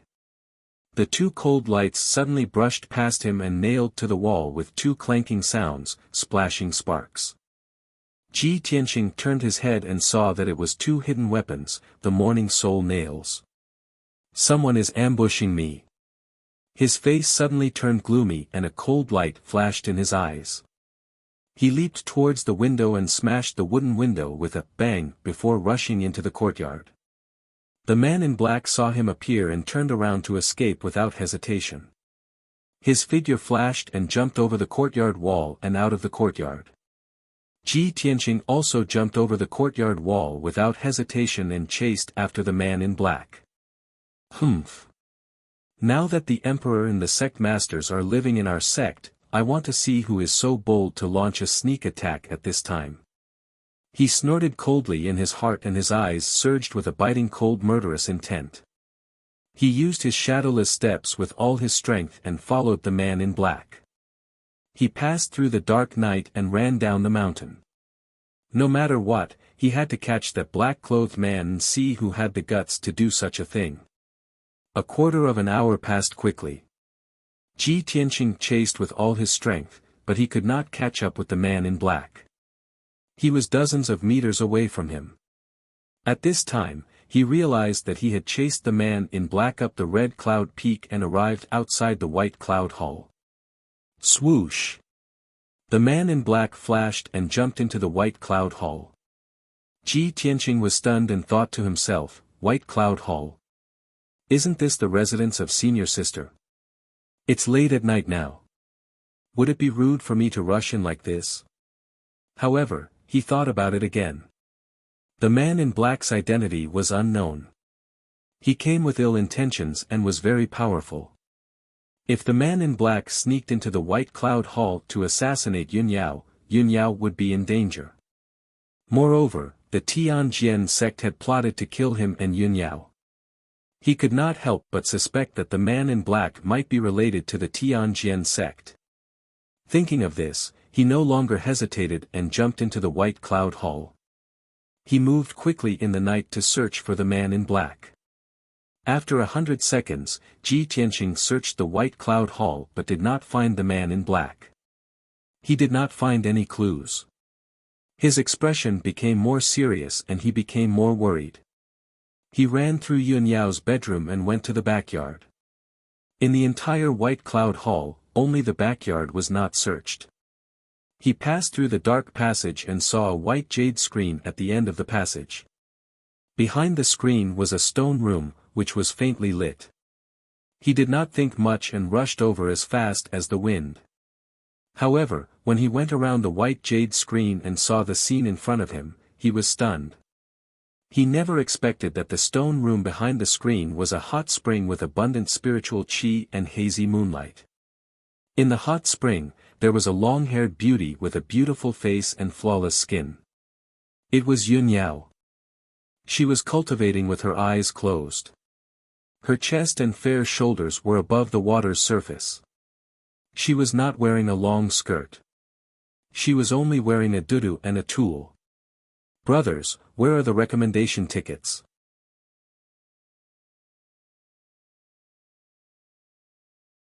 Chapter 384. Yun Yao was sitting upright in the hot spring, and her body below her neck was submerged in the water. However, Ji Tianqing could vaguely see the breathtaking beauty under the water.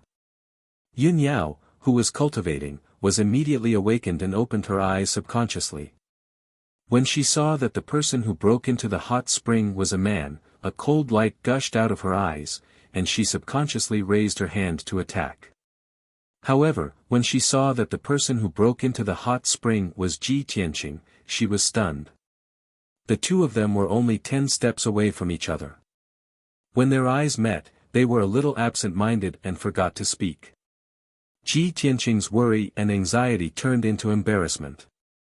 His eyes were a little evasive, and he didn't dare to look into Yun Yao's eyes. Yun Yao's pretty face was faintly red, and her lovely earlobes turned red. Her delicate body was also slightly trembling in embarrassment. She didn't expect that Ji Tianqing would break into the White Cloud Hall at this time and suddenly appear in the hot spring. If it were someone else, she would have sent that person flying with a slap. After a while, Yun Yao came back to her senses. She quickly lowered her head and raised her hands in front of her chest to cover the deep, snow-white cleavage in her dudu. Ji Tianqing also came back to his senses. He quickly looked away and was about to explain. However, before he could open his mouth to speak, Yun Yao's expression changed again. Her eyes were sharp as she looked at the screen behind him. In the passage behind the screen, there was the sound of robes fluttering in the air. Obviously, someone was rushing over quickly. Moreover, Yun Yao's soul sense had already detected that the person who was rushing over was the person she didn't want to see the most. At this critical moment, she didn't hesitate to send a voice transmission to Ji Tianqing. "Tianqing, come to me quickly and hide." Ji Tianqing was stunned. His heart skipped a beat, and he revealed an incredulous look. However, he also sensed that someone was rushing over quickly from the passage behind him. Seeing Yun Yao's anxious face, he didn't have time to think. He immediately jumped into the hot spring and rushed to Yun Yao's side.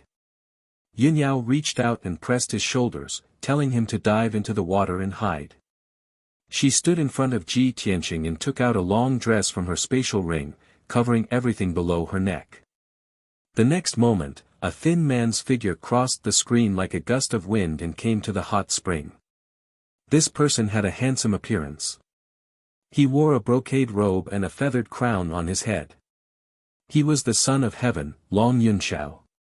When Long Yunxiao saw the hot spring filled with spiritual energy in Yun Yao who was sitting in the hot spring, he was dumbfounded. Yun Yao covered her body with a long dress, only revealing her neck and head.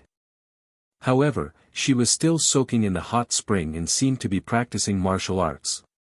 As a man of the opposite sex and the emperor of the imperial court, he actually broke into a woman's residence in the middle of the night and peeped on her bathing in the hot spring. No matter what, this was a great offense, an extremely rude action. Long Yunxiao was so embarrassed that he couldn't show his face. He stared at Yun Yao's beautiful face and forgot to explain himself. Especially when Yun Yao's eyes were cold and her face was cold. She was glaring at him angrily, which made him feel even more guilty. "Long Yunxiao! How dare you be so rude?" Yun Yao shouted angrily. "Yao Yao, it's not what you think. Let me explain." Long Yunxiao's face turned red in embarrassment, and he quickly tried to explain himself. However, before he could explain himself, Yun Yao shouted angrily, "Get out!" The emperor of the imperial court, the son of the most respected emperor of the human race, was scolded by Yun Yao, but he didn't lose his temper at all. Long Yunxiao cupped his hands and bowed guiltily. He quickly left the hot spring and went around the screen to return to the passageway. After he left, Yun Yao secretly heaved a sigh of relief. Ji Tianqing hid behind her and stuck close to her fair and smooth back. Their posture was extremely intimate and ambiguous. However, Long Yunxiao hadn't left yet, so she could only suppress her embarrassment and didn't dare to move at all to avoid being noticed. At this moment, Long Yunxiao was standing 10 meters behind the screen. After he calmed down, he explained, Yao Yao, I'm sorry. I didn't mean to offend you. Just now, I was resting in my residence when I suddenly received a letter. It said that your life was in danger. Although that letter was most likely fake, even if it was only 10% true, I had to rush over to see what was going on. I couldn't let anything happen to you. After he finished explaining, Yin Yao said coldly, Thank you for your concern. You were deceived. I'm safe and sound. You can leave now. Long Yunxiao tried to persuade her again, but she remained silent. It was obvious that her anger hadn't subsided, so he could only leave. After a while, when Long Yunxiao left the White Cloud Hall, Yin Yao finally relaxed. She lowered her head to look at the pool and saw Ji Tianqing's hands wrapped around her waist. His whole body was pressed against her body. She immediately blushed and reached out to grab Ji Tianqing's collar and pulled him out of the water. Splash! Ji Tianqing came out from under the water, bringing up a big splash. He quickly used his hands to push his wet hair away and wiped the water off his face. He was secretly gasping for breath. He didn't know if it was because he had held his breath for too long, or because he was too excited or ashamed, but his face was a little red. Yin Yao turned her head to look at him. She suppressed her embarrassment and pretended to be angry as she asked, Tianqing, why didn't you stay in the Tianqing courtyard? Why did you break into the White Cloud Hall in the middle of the night? Ji Tianqing gazed at her and quickly explained, Eldest senior sister, I was cultivating in my room when I was suddenly attacked by a man in black. I followed him all the way to the White Cloud Hall. Recently, people from all the sects have gathered in our sect. There are too many people. I was worried that someone would harm you, so I came to see if you were okay. I didn't expect. His experience and thoughts were somewhat similar to Long Yunxiao's. Yin Yao immediately frowned. She couldn't help but suspect that there was something fishy about this matter. Ji Tianqing looked at her with gentle eyes. His mind was filled with complicated thoughts.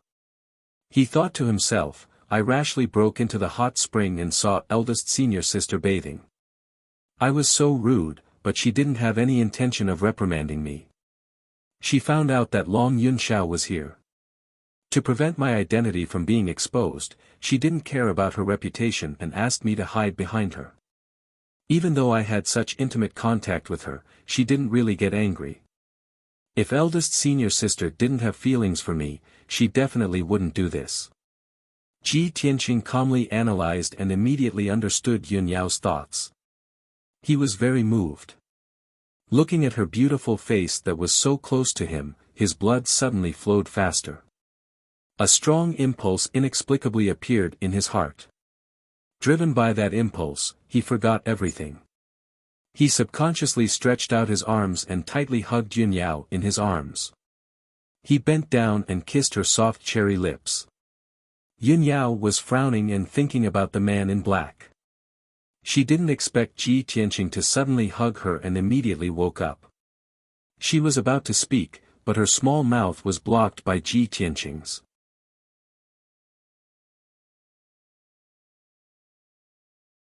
Chapter 385. After a long while, Ji Tianqing was still immersed in this deep kiss. She had already regained her senses and hurriedly pushed Ji Tianqing away. Junior brother Tianqing, you, Yin Yao looked at Ji Tianqing in disbelief.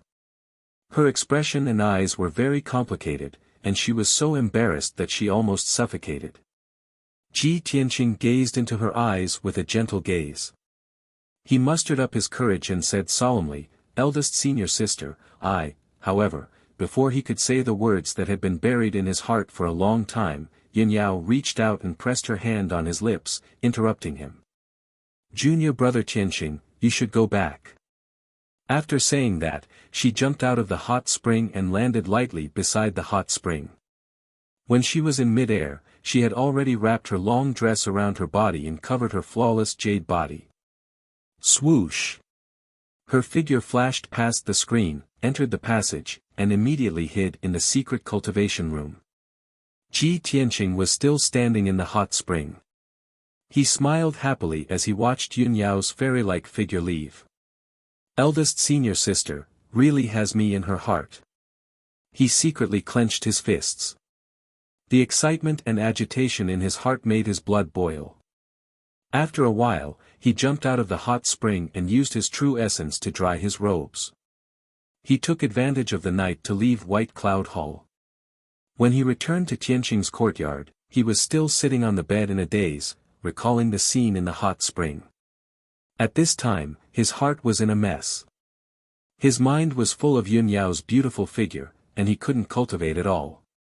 After thinking for a while, he couldn't help but purse his lips and recall the taste of that deep kiss.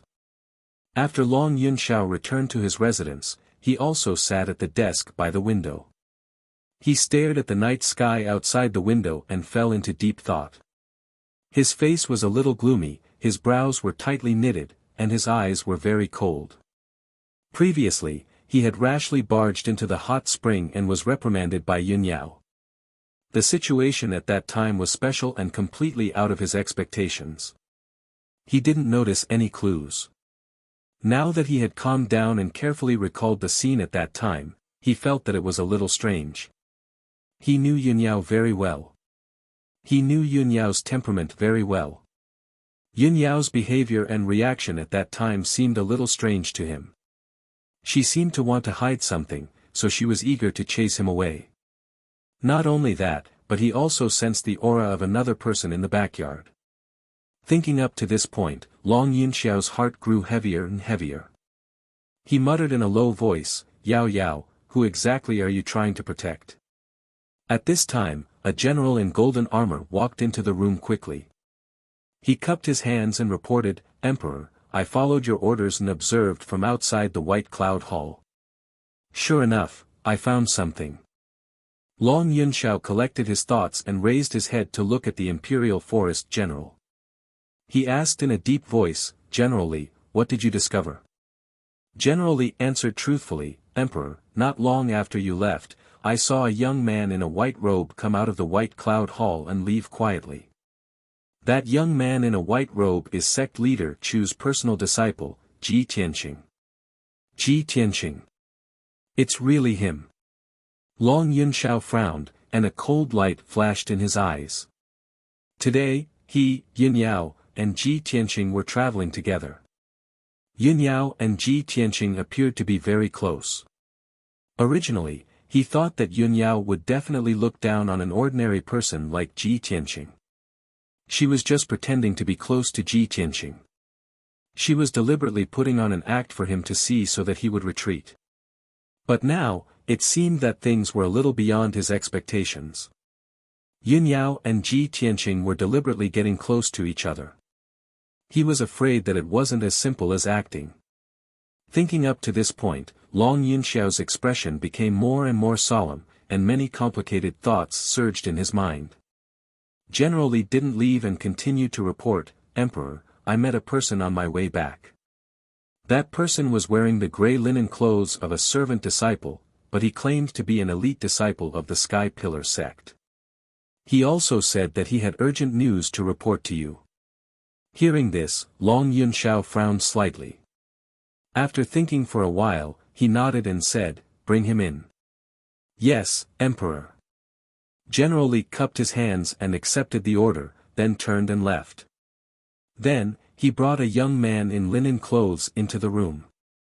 This person had a handsome face and a feminine temperament. His face was sickly pale. It was Bai Wuqian. He quickly walked into the room and bowed respectfully to Long Yunxiao. Disciple of the Sky Pillar sect, Bai Wuqian, pays his respects to the benevolent Holy Emperor. Reporting to your Highness, Emperor, this disciple has very important news that I must report to you in person. Long Yunxiao looked at him indifferently, his eyes carrying a sense of scrutiny. Bai Wuqian, since you're an elite disciple, why did you become a servant? At the mention of this matter, Bai Wuqian's face was filled with grief and indignation. He said in a gloomy tone, "Emperor, all of this is because of Ji Tianqing. This person is sinister and cunning. On the surface, he looks steady and kind, but in reality, He's a scheming person who seeks revenge for the smallest grievance. Long Yunxiao furrowed his brows when he saw Bai Wuqian cursing Ji Tianqing viciously. His tone was indifferent as he said, "So, your so-called urgent news has something to do with Ji Tianqing?" "Of course." Bai Wuqian nodded heavily. He peeked at Long Yunxiao's reaction and probed, "Also, it has something to do with eldest senior sister Yunyao." Long Yunxiao looked at him expressionlessly and said in a deep voice, "Go on." Bai Wuqian was secretly delighted and quickly added fuel to the fire. "Your Highness, Ji Tianqing was originally the young master of a small family in a declining country. Because of eldest senior sister's benevolence, she accidentally saved his life. Ji Tianqing used this opportunity to get close to eldest senior sister. Under her care, he became a disciple of our sect. Ever since he entered our sect, Ji Tianqing relied on his friendship with eldest senior sister to bully the other disciples. He's very arrogant and overbearing. Moreover, Ji Tianqing has been pestering eldest senior sister with ulterior motives. Ji Tianqing looks dull and honest on the surface, but in reality, he has many tricks up his sleeve. He's very good at sweet-talking eldest senior sister. Eldest senior sister is pure and kind, so she was bewitched by Ji Tianqing's sweet words. I warned Ji Tianqing and also reminded eldest senior sister twice. However, because of this, Ji Tianqing hated me. In order to get eldest senior sister, he didn't hesitate to use despicable means and forced me to be demoted to a servant. He became famous in the sect and became a genius in everyone's eyes. Without my interference, no one reminded eldest senior sister again. Because of this, she fell into Ji Tianqing's evil clutches. The two of them are inseparable. Now, they're stuck together like glue. Bai Wuqian tried his best to slander Ji Tianqing. Not only did he add fuel to the fire, but he also twisted the facts and made up lies. It could be said that he was unscrupulous. Long Yunxiao was expressionless from beginning to end. After he finished speaking, he shouted in a low voice, "How dare you? Who gave you the courage to slander the future heavenly consort? As a disciple of the Sky Pillar sect, instead of working hard, you slander your fellow disciples behind their backs. This kind of despicable behavior is unbearable."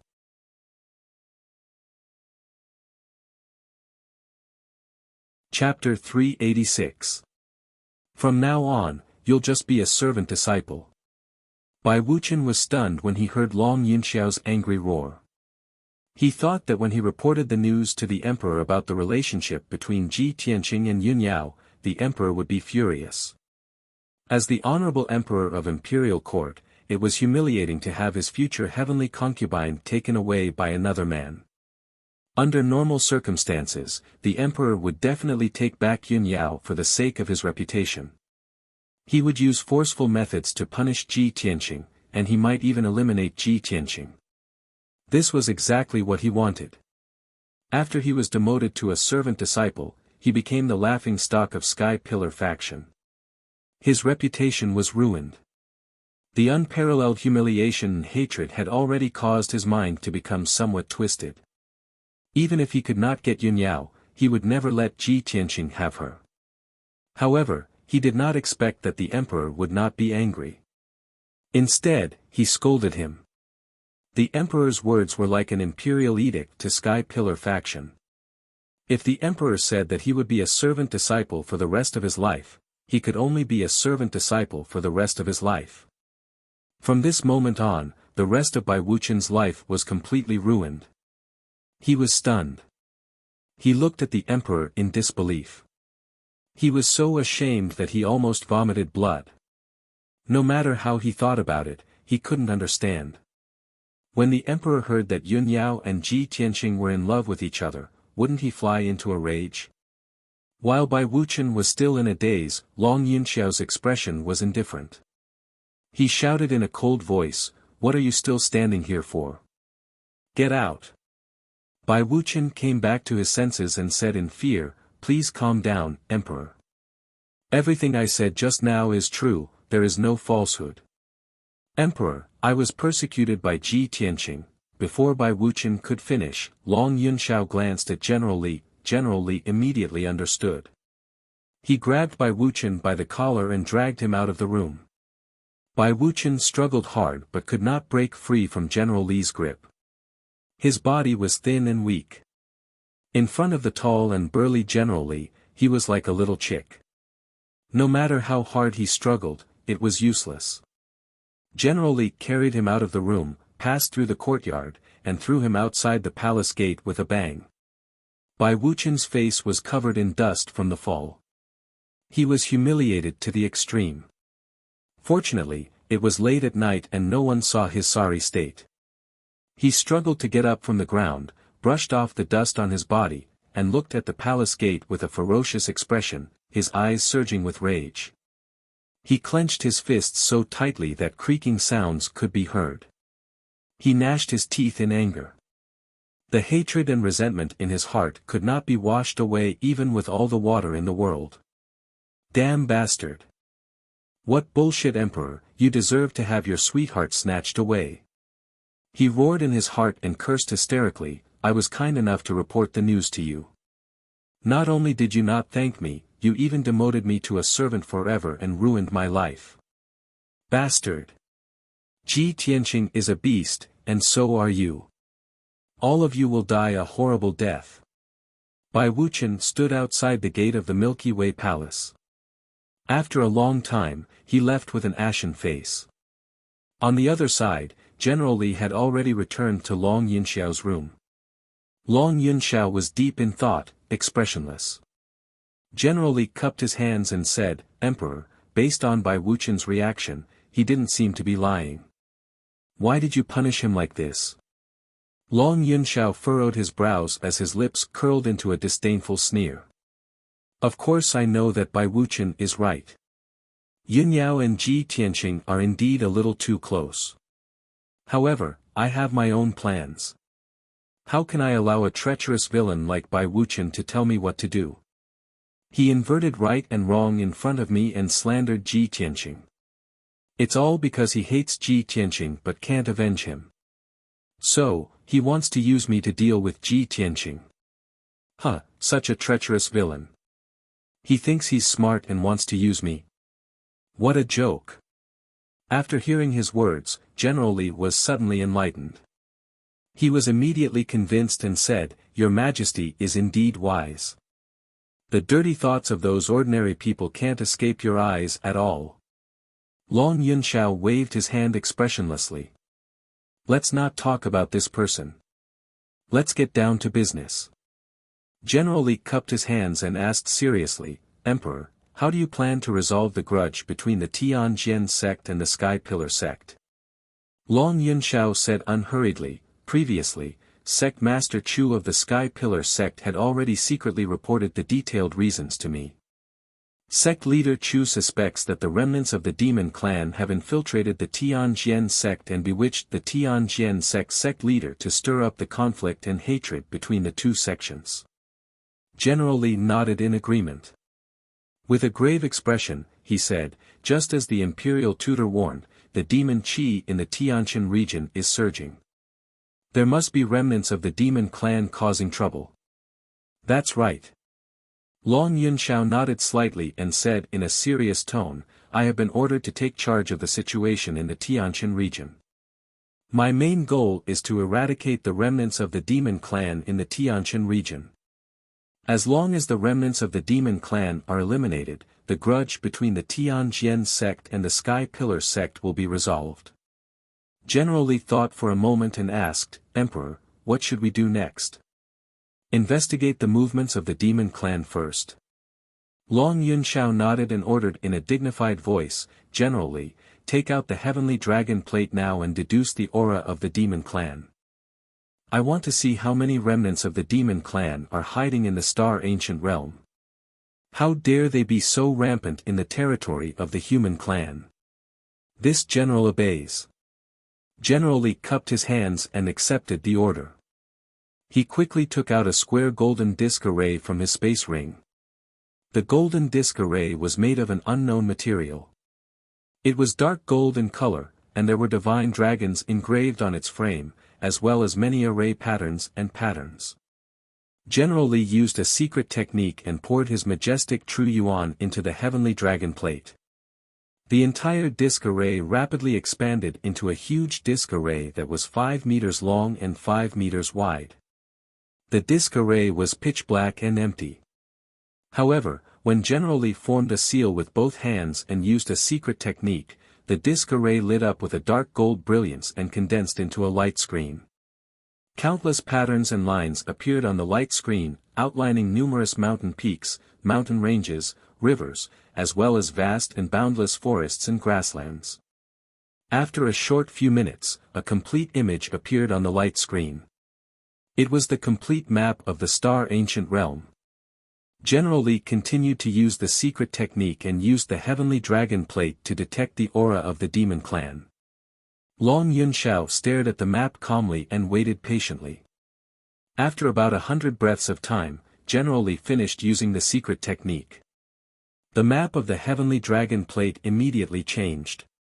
2 areas on the map lit up with black light and condensed into dark fog.